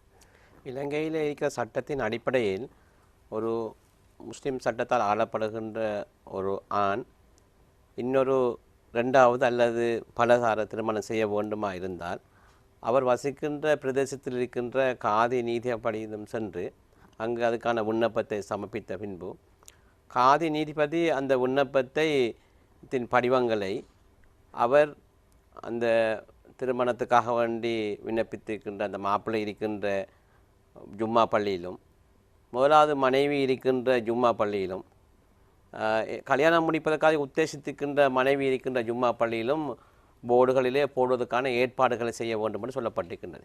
இவ்வளவுதான் சட்டத்தில் இருக்கின்ற விடயம். இங்கு காதி நீதிபதியினுடைய ஒரு நியாயாதிக்கம் இல்லை. இங்கு ஒரு காதி நீதிபதி ஒரு பியூனாக தான் கடமையாற்றுகின்றார். யாராவது ஒருவர் விண்ணப்பத்தை கொண்டு வந்து கொடுத்தால் அந்த விண்ணப்பத்தை ஏற்றுக்கொள்வது, அந்த விண்ணப்பத்தை போட்டோ காப்பி அடித்து பள்ளிகளுக்கெல்லாம் அனுப்பி இதை ஒட்டுங்கள் என்று அறிவிப்பது. இதிலே ஒரு விசாரணை செய்வதற்கோ இன்குவாரி பண்ணுவதற்கோ அதிகாரம் இல்லை. எனவே இவ்வாறு அனுப்புகின்ற அந்த நோட்டீஸ் அந்த பள்ளிகளிலே ஒட்டப்படுகின்றதா என்பது ஒரு கேள்விக்குறி. அனைமான பள்ளிகள் என்று ஒட்டுவதற்கு விரும்புவதில்லை. என்ற பள்ளிகளிலே ஒட்டுகின்ற பொழுது அதை கிழிப்பார்கள், இல்லாட்டி அந்த சேதப்படுத்துவார்கள் என்று, இல்லாட்டி பள்ளிவாசல் ட்ரஸ்டிமாருக்கு அது விருப்பமில்லை, ஒட்டுறதால் அது பிரச்சனை வரும் என்று அதை ஒட்ட விருப்பமில்லை. ஆனால் காதி நீதிபதியை பொறுத்தவரையிலே முதலாவது மனைவிக்கு அனுப்பப்பட வேண்டும் என்று ஒரு நியதி இல்லை, சட்டத்தில் ஏற்பாடில்லை. இருந்தாலும் தற்போது காதி நீதிபதிகள் எல்லாம் முதலாவது மனைவிக்கும் அந்த நோட்டீஸின் ஒரு பிரதி அனுப்புகின்றார்கள். ஏன் அவை பாதிக்கப்படுகின்ற பொழுது அதற்கான நிவாரணங்களை அவை பெற்றுக்கொள்ள வேண்டும் என்பதற்காக வேண்டி அங்கு ஒரு முறையில் அது பாதுகாப்பாக அமைகின்றது. இது ஒரு நடைமுறை ஆகும். இந்த நடைமுறையிலே அந்த நோட்டீஸ் அனுப்பப்பட்டு 30 நாட்களுக்கு பின்பு காதி நீதிபதியினால் முதலாவது மனைவி எதிர்ப்பு தெரிவித்தாலும் எதிர்ப்பு தெரிவிக்காவிட்டாலும் அவருக்கான அனுமதி வழங்கப்பட வேண்டும் என்பதுதான் இப்போதைய சட்டத்தில் சொல்லப்பட்டிருக்கின்றது, முஸ்லிம் சட்டத்தில். எனவே காதி நீதிபதிகளுக்கு அங்கே ஒரு நியாயாதிக்கம் இல்லை. இது சரியாவுக்கு முரணான ஒரு விஷயம். அப்படிதான் காதி நீதிபதிக்கு அங்கே ஒரு நியாயாதிக்கம் இல்லை. நீங்கள் இரண்டாம் திருமணம் செய்வதற்கு தகுதியானாலா, உங்களிடம் உடன் வலிமை இருக்கின்றதா, பொருளாதார வசதி இருக்கின்றதா, முதலாவது மனைவியினுடைய பிள்ளைகளை நீங்கள் சரியாக கவனிக்கின்றீர்களா, 2 மனைவிமாரையும் நீங்கள் சமனாக நடத்துவீர்களா என்றெல்லாம் விசாரிப்பதற்கு எந்த நியாயாதிக்கமும் கிடையாது. அங்கு சொல்லப்பட்டிருக்கின்றது அவருடைய நோட்டீஸை எடுத்துக்கொள்ள வேண்டும், அந்த நோட்டீஸை பள்ளிகளுக்கு ஒட்டுவதற்கு அனுப்ப வேண்டும், 1 மாதம் கடந்த பின்பு அவருக்கு அனுமதி வழங்க வேண்டும். அந்த அனுமதி அவர் எடுத்து சென்றால் அவர் 2ஆம் திருமணத்தை சட்டப்பூர்வமாக பதிந்து கொள்ளலாம். ஆனால் எங்கள் மத்தியிலே 2 விடயங்கள் இருக்கின்றன. ஒன்று, நாங்கள் சரியாகவும் அரசாங்க சட்டத்தில் 2ம் நாங்கள் பிரித்து பார்க்கின்றோம். நாங்கள் நிக்கா என்று சொல்கின்றோம், இஜா கபுல் என்று சொல்கின்ற விடயம். எனவே பல பேர் நிக்காவை செய்து கொள்கின்றார்கள், ரெஜிஸ்ட்ரேஷன் செய்வதில்லை. ஆனால் இலங்கையிலே தற்போது இருக்கின்ற சட்டத்திலே தெளிவாக சொல்லப்பட்டிருக்கின்றது, ஒரு திருமணம் நடந்தால் அது கட்டாயமாக பதிவு செய்யப்பட வேண்டும். பதிவு செய்யப்படாவிட்டால் அது தண்டனைக்குரிய குற்றமாகும். அதை நாங்கள் பல பேர் அறிந்திருக்காமல் இருக்கின்றோம், அதை கவனத்தில் எடுக்காமல் இருக்கின்றோம். எனவே 2வது திருமணம் செய்கின்ற சிலர் தான் இந்த சட்டத்தில் இருக்கின்ற முறைகளை, இந்த நோட்டீஸ் கொடுப்பதை காதியாரை அணுகி செய்கின்றார்கள். பலர் இந்த நிக்கா என்ற விடயத்தை மட்டும் செய்துவிட்டு யாராவது மௌலவியை வைத்து 2 சாட்சிகள் 3 சாட்சிகளை வைத்து அவர்கள் திருமணத்தை செய்து கொள்கின்றார்கள், 2ஆம் கல்யாணத்தை செய்து கொண்டிருக்கிறார்கள். அவர்கள் பதிவு செய்வதில்லை. எனவே இது எந்த சட்ட வரையறுக்கும் அப்பாற்பட்ட ஒரு விடயமாக இருக்கின்றது. முஸ்லிம் சட்டத்தில் வழக்காற்று திருமணங்களினுடைய நிலைமை எப்படி இருக்கிறது? ஒரு பதிவு செய்யப்படாத திருமணம் சட்டத்திலே அது மிக அவசியமான ஒரு விடயம். அதாவது இலங்கையிலே திருக்கப்பட்ட வழக்குகளின் அடிப்படையில், முஸ்லிம் சட்டத்தின் அடிப்படை வழக்குகளிலும் ஒரு திருமணம் என்பது நடந்ததா நடக்கவில்லையா என்பதை நிரூபிப்பதற்கு பதிவுதான் இறுதியானதும் சான்று அல்ல. தங்களுடைய வழக்காறுகளின் அடிப்படையிலே அவர்களுடைய இந்த இஜாப் கபுல் என்று சொல்கின்ற விடயம் நடந்திருந்தால், திருமணம் ஒரு நிக்காவும் நடந்திருந்தால் அது போதுமான திருமணம் நடைபெற்ற என்பது சான்றாக கருதுவதற்கு. திருமணம் பதிவுதான் சான்று என்று அல்ல. ஆனாலும் திருமணத்தை இன்னொரு இடத்திலே செக்ஷனிலே சொல்லப்பட்டிருக்கின்றது, திருமணத்தை பதிவு செய்ய வேண்டும். திருமண பதிவு மணமகன் அல்லது மணமகளின் தந்தை அல்லது அங்கு திருமணத்தை நடத்தி வைத்தவர் அல்லது சாட்சிகளாக இருந்தவர்கள், இவர்களுக்கு கடமை இருக்கின்றது திருமணத்தை பதிவு செய்வதற்காக. கட்டாயம் பதிவு செய்யப்படாவிட்டால் அதற்கு எதிராக நடவடிக்கை எடுத்தால் அது தண்டனைக்குரிய குற்றம் என்று சொல்லப்பட்டிருக்கிறது. அதே சந்தர்ப்பத்தில் சொல்லப்படுது, பதிவு செய்யப்பட்ட திருமணங்கள் பதிவு செய்யப்படாட்டியும் கூட திருமணம் ஒன்று வலிதாகும் என்றது முஸ்லிம் சட்டத்தில் இருக்கு. அதாலதான் தேசவளமையிலும் கூட களம் நிகழ்வு நடத்திய திருமணங்கள் பலதுமே ஆகமாக்கப்பட்டிருக்கிறது.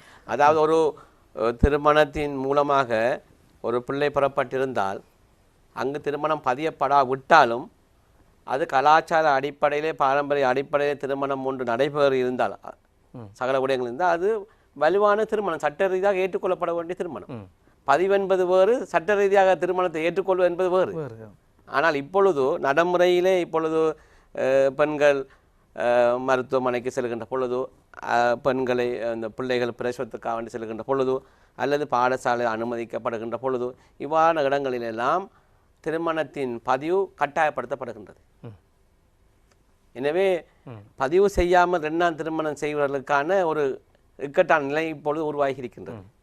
தங்களுடைய பிள்ளைகளை பாடசாலை சேர்ப்பது அல்லது தங்களுடைய மனைவிகளை மருத்துவமனையில் சேர்ப்பது, இவ்வாறான இறுக்கமான விடயங்கள் சட்டத்துக்கு அப்பால் நடைமுறைப்படுத்தப்படுகின்ற பொழுது இவை கொஞ்சம் தடுக்கக்கூடிய நிலைகள் இருக்கின்றன. அதைத்தான் இப்பொழுது தனியார் சட்டங்களை எதிர்ப்பவர்கள் கூறுகின்ற விடயமும் இதிலே குறைபாடுகள் இருக்கின்றன. நீங்கள் வழக்காற்று திருமணங்களை அனுமதிக்கின்ற போது வருகின்ற பிரச்சனைகளை அவர்கள் சுட்டி காட்டுகின்றார்கள்.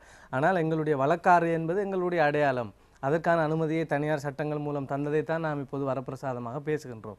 எனவே பதிவு அவசியம் என்பது என்கின்ற ஒரு முடிவுக்கு நாம் வருவமாக இருந்தால் பொது சட்டத்தில் இருக்கின்ற பல விஷயங்களை மெல்ல மெல்ல உள்வாங்குவதற்கு அது நிகராகும் என்பதான கருத்துக்களும் இருக்கின்றன. நீங்கள் எப்படி அதை பார்க்கிறீர்கள்? ஒரு சின்ன பிரச்சனை, இப்போ பொது சட்டத்துக்குள்ள பார்த்தோம்னு சொல்லி சொன்னா ஒரு திருமணம் என்றதால பதிவு இருக்குதோ அல்லது வழக்காற்று நடந்தது என்பதால வர பிரச்சனைகளை விட முஸ்லிம் திருமண சட்டத்துக்குள்ள பலதாரமணம் என்று நோக்கும் பொழுது அந்த பதிவு கட்டாயப்படுத்தாம இருக்குமாக இருந்தால் அவர் எத்தனை திருமணம் செய்திருக்காருங்கிறதுக்குரிய ஆதாரம் இல்லாம போகுது. பலதாரமணத்துக்கு அப்போ ஒரு முஸ்லிமான் தனக்கு உரிமை இருக்கு, அதே போல முஸ்லிம் பெண்களும் உரிமை இருக்குதான்னு கண்ட ரீதியில பலதாரமணத்துக்கு அனுமதிக்கும் பொழுது எத்தனை திருமணம் நடந்தது என்றதுக்குரிய ஒரு சான்றும் இல்லாம போகுது. அது ஒரு பிரச்சனையே இல்லைன்ற மாதிரி வந்துடும். இப்போ முஸ்லிம் தனியார் சட்டத்தில் இருக்கிற முக்கியமான ஒரு பிரச்சனை, இவங்க சொன்ன மாதிரி என்னென்ன இந்த விதிகள் பின்பற்றப்பட வேண்டும், பின்பற்றினால்தான் அந்த திருமணத்தை ஒரு திருமண பதிவாளர் பதிவு செய்யலாம்ங்கிறது தான் சட்டம்.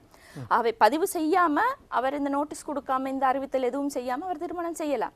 அதற்கான தண்டனை சொல்லிருக்குது அந்த அந்த முஸ்லிம் தனியார் சட்டத்துல.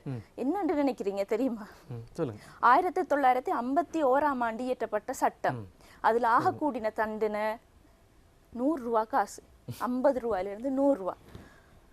இதுதான் இப்ப இருக்கிற சட்டம். இப்ப போய் யாராவது போய் அப்ப இந்த 100 ரூபா என்ன விட்டுட்டு இன்னொருவர் திருமணம் முடிச்சுட்டாருன்னுட்டு அந்த பெண் அந்த குழந்தையை தூக்கிட்டு காதி நீதிமன்றமாக வருஷ கணக்கில் ஏறி இறங்கி அவருக்கு தண்டனை வாங்கி கொடுக்கணும் தெரிஞ்சது பிறகு என்ன தீர்ப்பு வரப்போகுது, 100 ரூபா ஃபைனை கட்டிட்டு போன்னு சொல்லி சொன்னா என்ன சட்டம் இது? இதை மாத்துங்கன்னு கேட்டா இது இல்லை, இது இது குர்ஆனுக்கு எதிரான சட்டம், இது நாங்க மாத்தலாம், இதா குர்ஆன், இதே இஸ்லாம் சொல்லுது. இஸ்லாமிய அடிப்படையில பலதார மனத்துக்கு எத்தனையோ விதிகள் இருக்குது. இவங்கள சட்டம், அடிப்படை சட்டம் இருக்குது.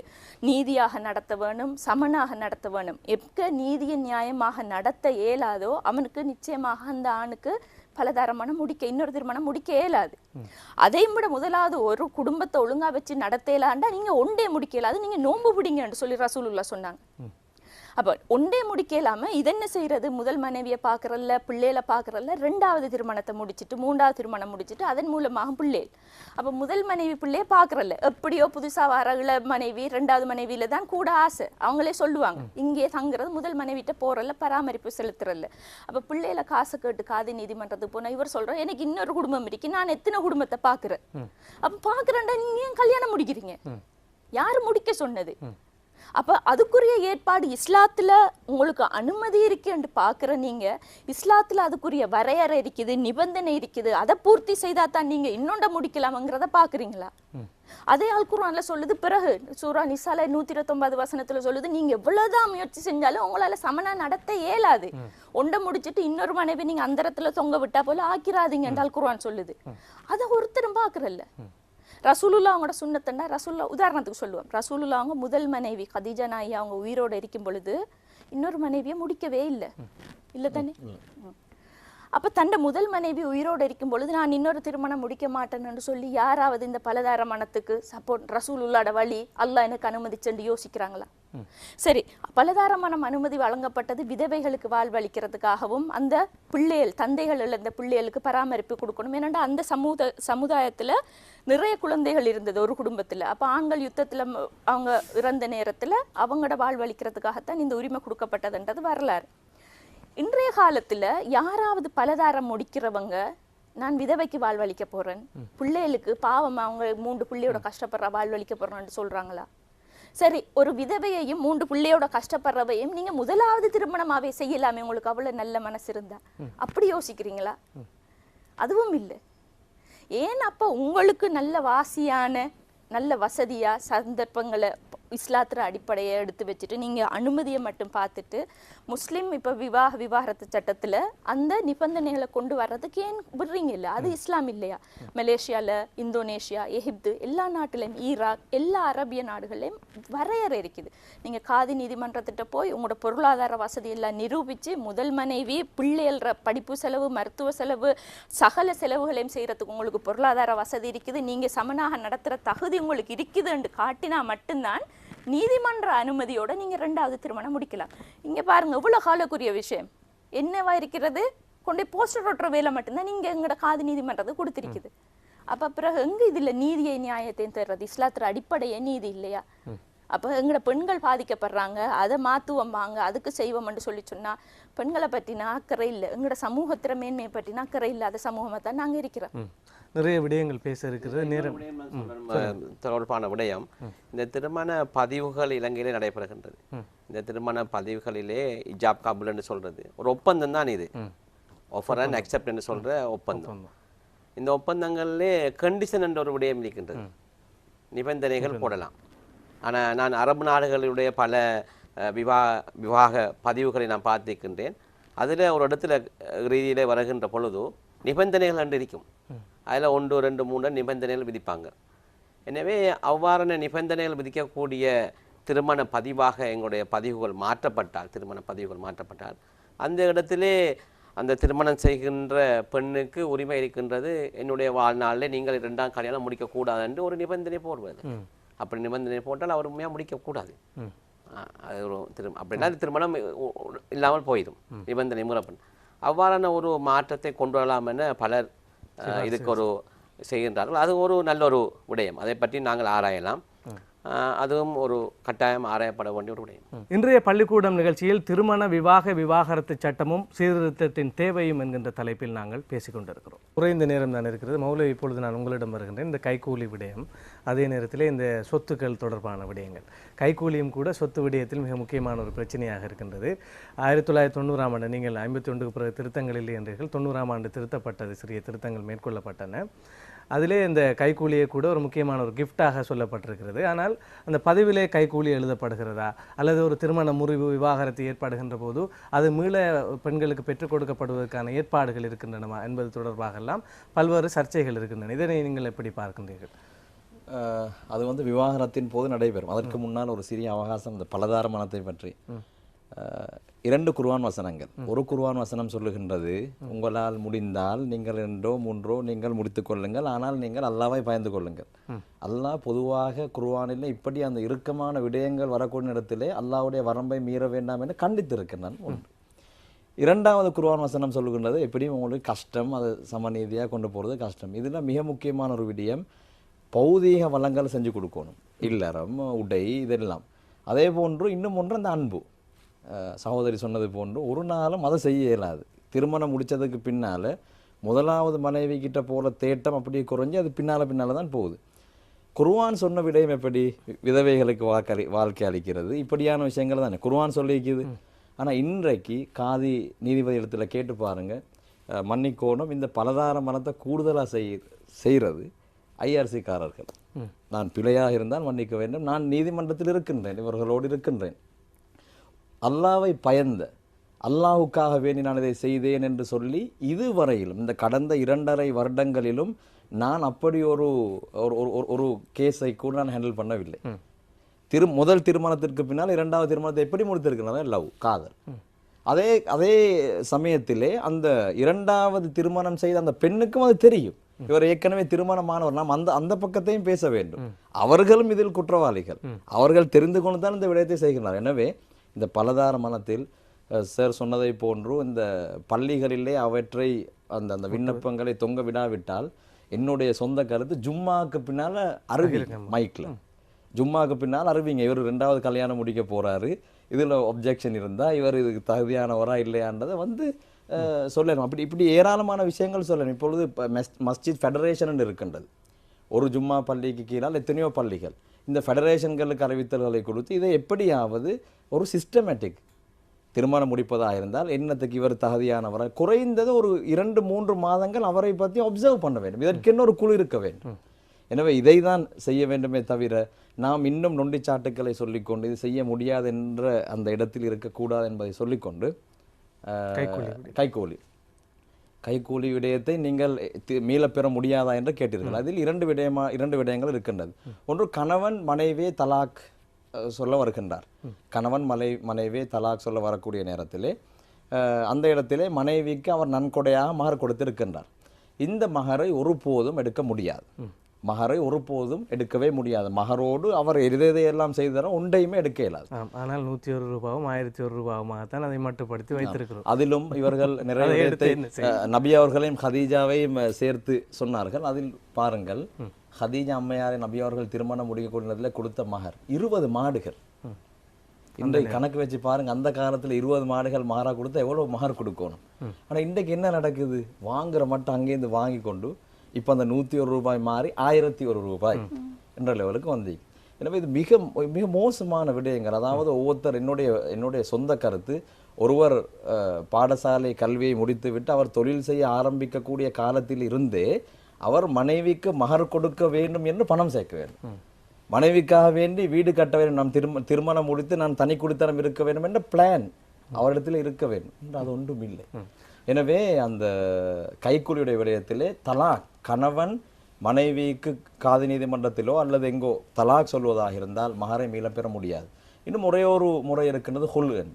அதாவது மனைவிக்கு கணவனோடு சேர்ந்து வாழ முடியாது. மனைவி அதாவது எவ்வளவு முயற்சி செய்கின்றால் அவரால் வாழ முடியாத பட்சத்திலே அவளுக்கு காதி நீதிபதியின் முன்னால் மகரை கொடுத்தாவது அந்த அவருடைய உரிமையை பெற்றுக்கொள்வதற்கு அனுமதி இருக்கின்றது.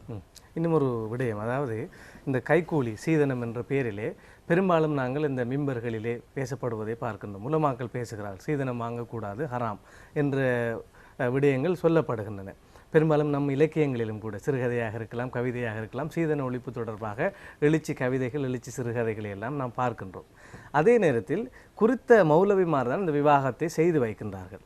எனவே அந்த இடத்திலே அதிகமாக சீதனம் தொடர்பாக பேசப்பட்டு வாங்கி கொடுப்பதிலே முன்னிற்பவர்களாகவும் நாம் அவர்களை பார்க்கின்றோம். எனவே இது ஒரு சரியாவிற்கு முரணான ஒரு விடயம் என்று சொல்கிறீர்கள். ஆனால் அதனை செய்பவர்களாக முன்னின்று செய்பவர்களாக அவர்கள் இருக்கிறார்கள். அதே நேரத்தில் இந்த விவாக பதிவில் கூட அதற்கான ஒரு இடம் கொடுக்கப்பட்டிருக்கிறது. எனவே எங்கே தவறு நடந்திருக்கு? யாரின் குற்றம் இது? இந்த சட்டத்தை உருவாக்கியவர்களுடைய குற்றமா அல்லது இதை அமைச்சு கவனிக்க வேண்டுமா? இதை யார் செய்ய வேண்டும்? பேசக்கூடியவர்களுடைய வாழ்க்கையிலே அது இல்லாததுதான் குற்றம். இன்னும் ஒன்று முஷர்ரப், இதில் மாத்திரமல்ல, இந்த சில உலமாக்கள், நான் வருந்துகின்றேன், நானும் ஒரு ஆலிம் என்ற விதத்திலே வருந்துகின்றேன், இவர்கள் பேசுவர்களாக மாத்திரம்தான் இருக்கின்றார்கள். ஜினாவை பற்றி பேசுகின்றார்கள். ஏன் இந்த ஜினா நடைபெறுகின்றது என்பதை சமூகத்திற்கு செல்கின்றார்கள் இல்லை. எமது காதி நீதிமன்றத்திலே கொழும்பு கிழக்கு மிக பிரபலியமான காதி நீதிமன்றம், அப்துல் மர்சூக்கின் காதி நீதிமன்றம் மிகையாகாது. அந்த அளவு அங்கே பல விடயங்கள் செய்யப்பட்டு பெண்களுக்குரிய உரிமைகள் பாதுகாக்கப்பட்டு வந்த ஒரு காதி நீதிமன்றம். இந்த நீதிமன்றத்திற்கு நான் சென்று 3 வருடங்கள் கடந்துள்ளது. பல தடவைகளை நாம் அழைப்பு எடுக்கின்றோம், வாருங்கள், மிம்பரிலே பேசக்கூடிய உலமாக்கள் இங்கே வாருங்கள், வந்து பாருங்கள். இங்கே ஒருவர் வரவில்லை. அதாவது வெறுமனே பேசுகின்றார்கள். இதில் மாத்திரமல்ல, விபச்சாரம் ஜினா என்றால் அதை பற்றி பேசுகின்றார்கள். அதை ஏன் நடைபெறுகின்றது? அவருக்குரிய தீர்வு என்ன? ஒரு ஊரிலே அப்படியாப்பட்ட கணவனை இழந்த ஒரு விதவை இருந்தால் அவள் அப்படியாப்பட்ட பாலியல் தொழில் ஈடுபடுகின்றாள் என்றால் அவருடைய தேவை என்ன? அவருடைய கஷ்டம் என்ன? ஏன் பள்ளி வாயிலால் அந்த ஜகாத்தை கலெக்ட் பண்ணி வசூலித்து கொடுக்க முடியாது, உதவி செய்ய முடியாது? இப்படியான திட்டங்கள் எமது மத்தியில் இல்லை. எனவே மிக பொருத்தமான ஒரு கேள்வி, அந்த எந்த ஆலிம் எந்த மௌலவி அந்த திருமணத்தை செய்து வைக்கின்றாரோ அவருடைய பார்வைக்கு முன்னால் அப்படியான ஒரு ஹராம் நடந்து அவர் அதை தடை செய்யவில்லை என்றிருந்தால் அல்லாஹ்விடத்தில் அவர் ஜவாப்தாரி ஆவார். அடுத்து நீங்கள் சொல்லுங்கள். எனக்கு திரு அப்துல் மர்சூக் அவர்களே, நீங்கள் நாம் நிகழ்ச்சி நிறைவு நேரம் இது. ஒரு விடயம் ஒன்று, இந்த காது நியமனம் தொடர்பாக தகுதியானவர்கள் நியமிக்கப்படவில்லை, பெண்களை ஒரு இரண்டாம் தரமான ஒரு மனிதர்களாக பார்க்கின்ற மனோநிலை கொண்டவர்கள் அதிகமாக இருக்கிறார்கள். அதே போன்று சகோதரி சொன்னது மாதிரி ஓய்வு பெற்றதன் பிற்பாடு எப்படி இவர்களால் தீர்ப்பு சொல்ல முடியும் என்பதான ஒரு விஷயம்.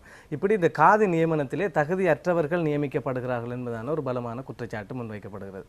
இன்னும் ஒரு புறமாக மார்க்க அறிஞர்களால் இந்த காது நீதிமன்றம் மார்க்க அறிஞர்கள் கையில் கொடுக்கப்பட வேண்டும் என்பதான கோரிக்கைகளும் ஆங்காங்கே முன்வைக்கப்படுவதை பார்க்கின்றோம். அதிலே சட்ட ரீதியாக இவர்களுக்கு எந்த அளவு தூரம் அறிவு இருக்கின்றது, கல்வி அறிவு எவ்வளவு தூரம் இருக்கிறது என்பதான பல கேள்விகளும் முன்வைக்கப்படுகின்றன. அதற்கான உங்களுடைய பதிலையும், இந்த விடயத்தை யார் செய்ய வேண்டும், இதற்கு யார் பொறுப்பு, இதற்கான முக்கிய பங்குதாரர்களாக யார் முன்வந்து இந்த விடயங்களை மாற்ற வேண்டும், எனவே அது தொடர்பாகவும் உங்களுடைய கருத்துக்களை பதிவு செய்து கொள்ளுங்கள். காதி நீதிபதிக்கான தகுதிகளை பொறுத்தவரையில் ஏற்கனவே சகோதரி சொன்னது போல் ஒரு நல்லொழுக்கம் உள்ள ஒரு ஆண் இருந்தால் போதும் என்றால் சட்டத்தில் சொல்லப்பட்டிருக்கிறது. பிற்காலத்திலே ஜுடிஷியல் சர்வீஸ் கமிஷனால் 40 வயதுக்கு மேற்பட்டவராக இருக்க வேண்டும், ஒரு சட்டத்தரணியாக அல்லது மௌலவியாக அல்லது ஒரு பட்டதாரியாக அல்லது ஓய்வு பெற்ற சிரேஷ்ட அரசு அதிகாரி இருக்க வேண்டும் சொல்லப்பட்டிருக்கின்றது. இலங்கையிலே 65 காதி நீதிமன்றங்கள் இருக்கின்றன. இன்று காதி நீதிபதிகளுக்கான பதவி வெற்றிடங்கள் கெசட் மூலமாகவும் பத்திரிகைகள் மூலமாகவும் பகிரங்கப்படுத்தப்பட்டு விண்ணப்பங்கள் கோரப்படுகின்ற பொழுது தகுதி வாய்ந்த தரம் வாய்ந்த அதை பொறுப்பாக செய்யக்கூடிய பலர் விண்ணப்பிப்பதில்லை. அதற்கு காரணம் காதி நீதிபதிகளுடைய அந்தஸ்து, அவர்களுக்கு வழங்கப்படுகின்ற கொடுப்பனவுகள், அவர்களுக்கு சமூகத்தில் இருக்கின்ற செல்வாக்கு என்பவற்றை பார்க்கின்ற பொழுது பலர் இதை ஒரு கஷ்டமான, இது ஒரு தங்களுக்கு ஏற்படுகின்ற மேலதிகமாக ஏற்படுகின்ற ஒரு தலை வழியாகத்தான் கருதுகின்றார்கள். தவிர காதி நீதிபதி பதவி என்பது ஒரு தரமான தகுதி வாய்ந்தவர் செய்யக்கூடிய பதவியாக யாரும் கருதுவதில்லை. அவ்வளவு கேவலமான ஒரு பதவியாக இன்று மக்கள் மத்தியிலே மதிக்கப்படக்கூடிய பதவியாக இருக்கின்றது. அதுக்கு பல காரணங்கள் இருக்கின்றன. ஒன்று, இந்த காதி நீதிபதிகளாக நியமிக்கப்படுகின்றவர்கள் செய்கின்ற சில பிழைகள், அதன் மூலமாக கடந்த காலங்களிலே பல விமர்சனத்துக்கு உள்ளாகப்பட்டிருக்கின்றார்கள். இன்னொன்று, இந்த காதி நீதிபதிகளுக்கு அரசாங்கம் கொடுக்கின்ற கொடுப்பனவுகள். உண்மையிலே நீங்கள், நான் சொல்வதற்கும் வெட்கப்படுகின்றேன், காதி நீதிபதி இருந்து கொண்டு நீங்களும் இதை அறிந்த பின்பு கவலைப்படுவீர்கள், பார்க்கின்ற பார்வையாளர் கூட கண் திறப்படும் நினைக்கின்றேன். அரசாங்கத்தால் ஒரு காதி நீதிபதிக்கு கொடுக்கின்ற மாதாந்த கொடுப்பனவு 6000 ரூபாய், காதி நீதிபதியினுடைய செயலாளர் கொடுக்கின்றது 3000 ரூபாய், காதி நீதிபதியினுடைய அந்த அலுவலகம் இயங்குவதற்காக வேண்டி கொடுக்கின்ற மாதாந்த கொடுப்பனவு 1000 ரூபாய், காதி நீதிபதிகளுடைய ஜூரிமார் அங்கு செய்கின்ற அந்த ஸ்டேஷனரி ஐட்டம்ஸ் போன்றவற்றுக்கு பென் ஃபைல் போன்றவற்றை என்பல போன்றவற்றை வாங்குவதற்கான கொடுக்கின்ற கொடுப்பனவு 1000 ரூபாய், மொத்தமாக 11000 ரூபாய்க்கு காதி நீதிபதிகள் நியமிக்கப்படுகின்றார்கள். மன்றமே இயங்குகின்றது. எனவே 65 காதி நீதிபதிகள் நாங்கள் இலங்கையில் இயங்குகின்றோம். இந்த 65 காதி நீதிபதிகளையும் அரசாங்கம் மெஜிஸ்ட்ரேட்களாக நியமித்திருந்தால் பல கோடிக்கணக்கான ரூபாய்கள் அதுக்கு செலவழிக்க வேண்டும். ஒரு காதி நீதிமன்றம் இயங்குவதற்கு ஒரு காதி நீதிபதியுடன் செயலாளர் இருக்க வேண்டும், வழக்குகளை கூப்பிடுவதற்கு ஒரு முதலியார் இருக்க வேண்டும், பாதுகாவலர்கள் தேவை, மேலதிக லிகிதர்கள் தேவை, மெசஞ்சர் தேவை, இவ்வாறு பல தரப்பட்ட உத்தியோகஸ்தர்கள் தேவை. இவ்வாறு உத்தியோகஸ்தர்கள்லாம் மெஜிஸ்ட்ரேட் கோர்ட், டிஸ்ட்ரிக்ட் கோர்ட்லாம் இருக்கின்றார்கள். ஆனால் காதி நீதிபதிக்கு யாருமே இல்லை. எனவே ஒரு கஷ்டமான காரியம். இன்னொன்று இந்த காதி நீதிமன்றங்களிலே சட்டத்தினால் தடுக்கப்பட்டிருக்கிற சட்டத்தாண்டிகள் ஆஜராக முடியாது. காதி நீதிமன்றங்களிலே சட்டத்தரணிகள் ஆஜராக முடியாது என்று சட்டத்திலே தடை செய்யப்பட்டிருக்கின்றது. இதன் காரணமாக இந்த காதி நீதிபதியே இருவருடைய கேஸையும் விசாரித்து தனக்கு தீர்ப்பு கொடுக்க வேண்டிய ஒரு பாரிய பொறுப்புக்கு உள்ளாக்கப்படுகிறார். இது ஒரு மன உளைச்சல் அவருக்கு. அதாவது அநேகமான மற்ற நீதிமன்றங்கள் நீங்கள் பார்க்கின்ற பொழுது தங்களுடைய பக்க சார்பான வாதங்களை பிரதிவாதங்களை செல்வதற்காக வேண்டி சட்டத்தரணிகள் வருவார்கள். அவர்கள் வாத பிரதிவாதங்களை செய்வார்கள், சட்டங்களை விளக்குவார்கள். நீதிபதி அமைதியாக இருந்து அதை கேட்டுக்கொண்டிருப்பார். பின்பு அவற்ற 2 விடயங்களை ஆராய்ந்து அவர் தீர்ப்பு கொடுப்பார். இது லேசான ஒரு அளவான காரியம். ஆனால் காதி நீதிபதி அப்படி இல்லை. காதி நீதிபதி தான் 2 பேரையும் விசாரிக்க வேண்டும். அங்கு அவங்களோட விடயங்களை சொல்வதற்கு ஆட்கள் இல்லை. காதி நீதிபதி தான் அந்த வழக்குகளை ரெக்கார்ட் செய்ய வேண்டும், அவர்களுக்கு தீர்ப்பும் கொடுக்க வேண்டும். இது ஒரு பாரிய விடயம். ஏன்னா இது நாங்கள் செய்கின்ற காதி நீதிபதிகள் செய்கின்ற விடயம் வந்து ஒரு குடும்ப பிரச்சனை. இது வந்து உணர்வுகள் உணர்ச்சிகளோட சம்பந்தப்பட்ட விடயம். ஒவ்வொரு வழக்கிலும் ஒவ்வொரு வித்தியாசமாக இருக்கும், ஒவ்வொரு கோணங்களை அணுக வேண்டும். எல்லோருக்கும் ஒரே டிஸ்ட்ரிக்டை வச்சு அளக்க முடியாது எல்லோருக்கும். எனவே வித்தியாசமான இந்த வழக்குகளை விசாரிக்கக்கூடிய தகுதி வாய்ந்த தரம் வாய்ந்த ஆழ்ந்த சிந்தனை உள்ள நீண்ட பார்வை உள்ள சமூக நோக்குடைய பெண்கள் பிள்ளைகள் மீது இரக்கம் பாராட்டக்கூடிய அவர்களோட எதிர்காலத்தை பற்றி யோசிக்கக்கூடிய பாரிய அறிவுள்ளவர்களாக நியமிக்கப்பட வேண்டிய பாரிய பொறுப்பு இருக்கு. ஆனால் இன்று நாங்கள் பார்க்கின்ற பொழுது இலங்கையிலே இவ்வாறு உள்ளவர்கள் நியமிக்கப்படுகிறார்களா என்ற ஒரு கேள்விக்குறி இருக்கின்றது.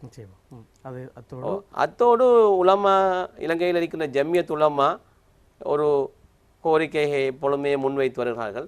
இந்த காதி நீதிபதிகளாக இருக்கின்றவர்கள் உலமாக்கள் மாத்திரம்தான் இருக்க வேண்டும் என்ற ஒரு கோரிக்கை முன்வைக்கப்படுகின்றது. அதற்காண்டி அவர்கள் சரியான பிரயத்தனம் செய்கின்றார்கள்.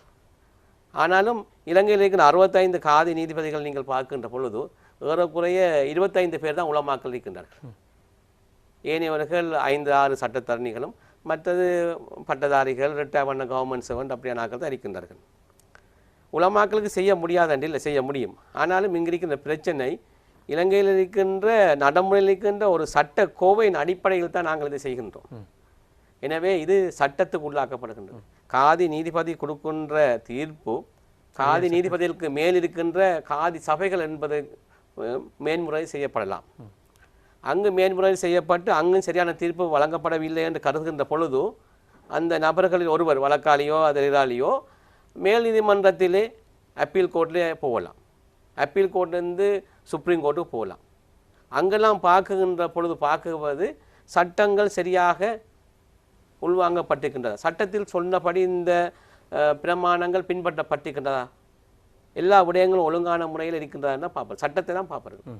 எனவே இன்று இருக்கின்ற ஜமியத்துலமா இருக்கின்ற மௌலைமாருக்கு இந்த சட்டத்தை செய்யலாமா என்ற விடயத்திலே என்னுடைய தனிப்பட்ட அபிப்பிராயம் கஷ்டம் என்பது எனக்கு தெரியும்.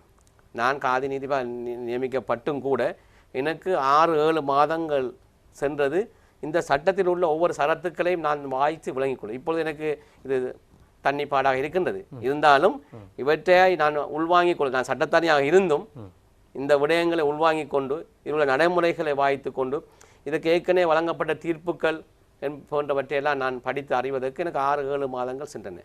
எனவே சாதாரண ஒரு உலமாக்களுக்கோ அல்லது சட்டமற்றவருக்கோ இது கஷ்டமான காரியம். ஆனால் சட்டத்தரணிகள் என்று யாரும் இதுக்கு முன் வருவதில்லை. ஏன்?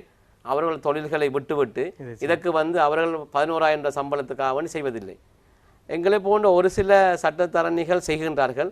எங்களுக்கு வேறு வகையில் எங்களுடைய சொந்த தொழில் மூலமாக வேறு வருமானங்களை நாங்கள் உறுதிப்படுத்தி கொண்டதன் காரணமாக இந்த விடயங்களை நாங்கள் ஒரு சமூக சேவை செய்யக்கூடிய இருக்கின்றது. அது நீண்ட காலத்துக்கு செய்ய முடியாது. எனவே இதுதான் சமூகத்தில் உள்ள பிரச்சனை. எனவே இன்று எங்களை பொறுத்தவரை நாங்கள் இது தொடர்பாக பல எங்களுடைய காதி நீதிபதிகள் சங்கத்தின் ஊடாக பல தீர்மானங்கள் பலரை நாங்கள் சந்தித்து சொல்லியிருக்கின்றோம். இதை மாற்றுவதற்கான குழுக்கள் ஆரம்பிக்கப்பட்டிருக்கின்றன, மாற்றவில்லை.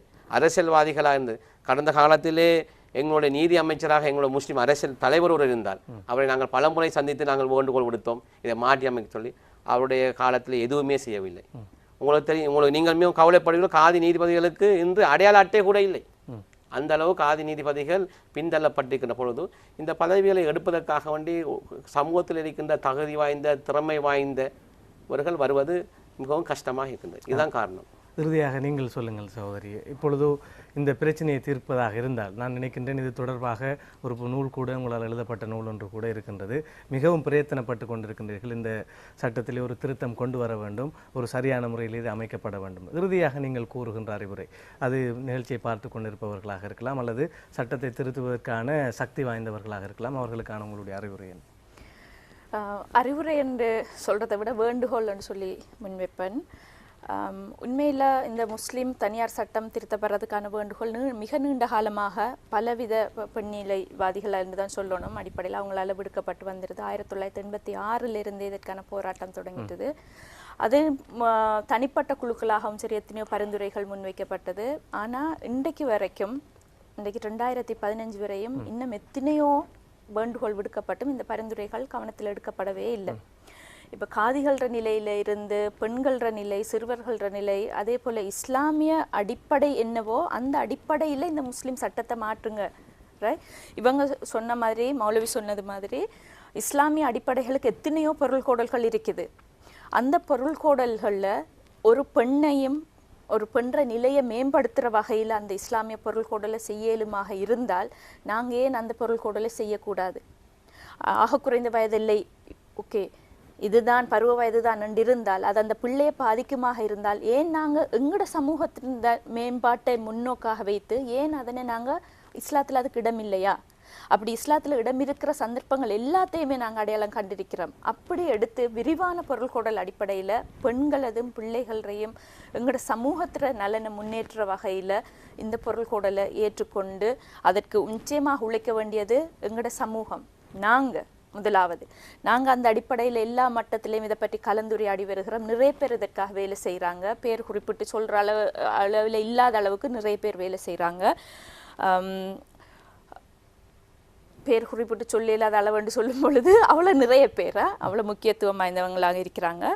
இந்த அடிப்படையில் அந்த பெண்ணிலைவாதிகளாக இருக்கலாம், அல்லது எத்தனையோ சமய தலைவர்கள், இவங்க எத்தனையோ காதி நீதிபதிகள், இவங்களெல்லாம் வேலை செய்கிற போதும் கூட ஒரு இறுக்கமான பொருள்கோடலை அவங்க அடிப்படையாக வச்சு இதை மாற்றுறதுக்கு மிகவும் முன்னுக்கு வராங்க. இல்லை, இனியும் இதை காலம் தாழ்த்திட்டு எங்களோட சமூகத்தை பின்னோக்கி போடாமல் இதுதான் நேரம் என்று உணர்ந்து கட்டாயம் இதை பற்றி நாங்கள் கலந்துரையாட அது மாற்றத்தை கொண்டு வர முயற்சிக்க வேண்டும் என்று நினைக்கிறேன். நீங்கள் இந்த நிகழ்ச்சியை ஆரம்பிக்கும் போது சொன்ன ஒரு வசனம் அது உறுத்திட்டே இருந்தது. இந்த முஸ்லிம் தனியார் சட்டம் என்பது ஒரு வரப்பிரசாதம் என்ற ரீதியில் சொல்லப்பட்டது. ஒரு பொதுச்சட்டம் ஒன்ற நிலைமைகள் எவ்வளோ எங்களோட முஸ்லீம் தனியார் சட்டத்தை விட மேலானதாக ஒரு பெண்ணென்ற ரீதியில் எனக்கு விளங்குது. விவாகரத்தான நட்டஈடு கிடைக்குது, பெண்ற சம்மதம் பெறப்படுது, திருமண வயதில் இருக்குது, எனக்கு கல்விக்கான உரிமை இருக்குது, இவ்வளோ நல்ல விஷயங்கள் பொதுச்சட்டத்தில் இருக்குது.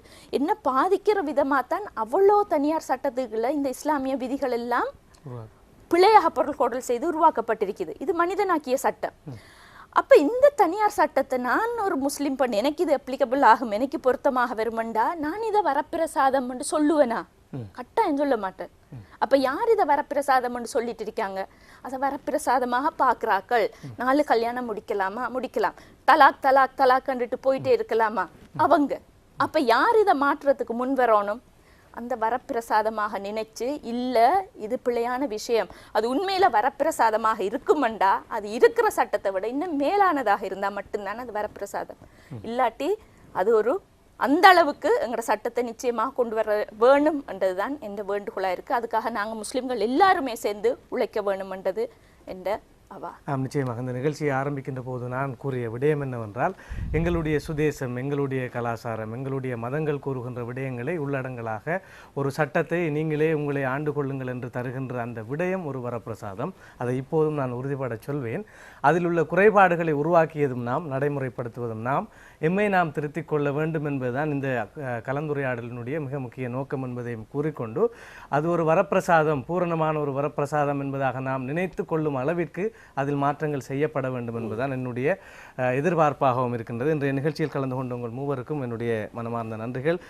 காதி நீதிபதிகள் சங்கத்தினுடைய செயலாளராகவும் கொழும்பு கிழக்கு காதி நீதிபதியாகவும் சட்டத்தரணியாகவும் இருக்கின்ற திரு அப்துல் மர்சூக் அவர்களுக்கு என்னுடைய மனமார்ந்த நன்றிகள். அதே போன்று பெண்கள் உரிமைகள் ஆர்வலராகவும் சட்டத்தரணியாகவும் சட்ட முதுமானியாகவும் இருக்கின்ற ஹசனா சேஹிசதீன் அவர்களுக்கும் என்னுடைய மனமார்ந்த நன்றிகள். அதே போன்று கொழும்பு கிழக்கு காதி நீதிமன்றத்தினுடைய ஜூரியாக இருக்கின்ற மௌலவி மஹ்சூக் அப்துல் ரஹ்மான் அவர்களுக்கும் என்னுடைய மனமார்ந்த நன்றிகள். இன்றைய நிகழ்ச்சியிலே, பள்ளிக்கூடம் நிகழ்ச்சியிலே நாங்கள் இந்த தனியார் சட்டங்களில் மிக முக்கியமாக இருக்கின்ற முஸ்லிம் சட்டத்தின் திருமண விவாகரத்து சட்டம், அதனுடைய மீள்திருத்தம் தொடர்பாக நாம் பேசியிருந்தோம். உண்மையாக ஒரு விடயம் சொல்லப்படும், இஸ்லாமிய சட்டம் என்பது குர்ஆனை அடிப்படையாக கொண்டு அவர்களுடைய மிகவும் நம்பிக்கைக்குரிய விடயங்களாக இருக்கின்ற குர்ஆன் ஹதீஸ்களை மையப்படுத்தியதான ஒரு சரியா சட்டத்தை மையப்படுத்தி அது உருவாக்கப்பட்டிருக்குமாக இருந்தால் நிச்சயமாக இந்த முரண்பாடு தோன்றி இருக்காது.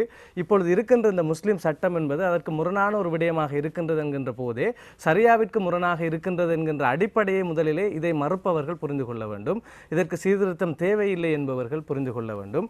குர்ஆனை நாம் எடுத்து பார்க்கின்ற போது அதனுடைய அடிப்படை கடமையாக இருக்கின்ற தொழுகை, அதே போன்று சக்காத் உள்ளிட்ட விடயங்கள் 84 இடங்களில் குறிப்பிடப்படுமாக இருந்தால் சிந்தனையை பற்றி 340 இடங்களில் குறிப்பிடப்படுகின்றது. எதை செய்வதாக இருந்தாலும் அங்கே சிந்தனை வலியுறுத்தப்படுகின்ற ஒரு மிக உன்னத மார்க்கமாக இந்த இஸ்லாமிய மார்க்கம் சித்தரிக்கப்படுகின்ற நிலையில் நாம் இவைகள் குறித்து மேலோட்டமாக எங்களுடைய எதிர்ப்புகளை தெரிவிப்பது அல்லது ஏதோ ஒரு ஒரு பாரிய பிழையை தவறை செய்ய பார்க்கிறார்கள், ஒரு சட்டத்தை திருத்த பார்க்கிறார்கள் என்பதாக மேம்போக்காக முடிவெடுப்பதை விடுத்து அறிவு ரீதியாக இது அணுகப்பட வேண்டும். அதே நேரத்தில் எங்களுடைய உணர்வு ரீதியான ஒரு விடயம் கையாளப்படுகின்ற இந்த திருமண விவாகரத்து சட்டம் தொடர்பான திருத்தம் என்பது அடிப்படை தேவையாக இருக்கின்றது. நாளைக்கு இது சர்வதேச தராதரத்திற்கு அமைவாக இல்லை என்கின்ற பெயரிலே சர்வதேசங்கள் உள்நுழைந்து எங்களுடைய அரசாங்கங்களின் ஊடாக இதனை திருத்தம் செய்வதற்கான ஒரு நிலையை கொண்டு வருவதற்கு முன்பதாக இந்த சட்டத்தை நாங்கள் ஒரு வரப்பிரசாதமாக மாற்றும் வகையில் நாமே இதற்கான திருத்தங்களை கொண்டு வருவது என்பதுதான் அதி புத்திசாலித்தனமாக இருக்கும் என்பது எமது நம்பிக்கையாக இருக்கின்றது.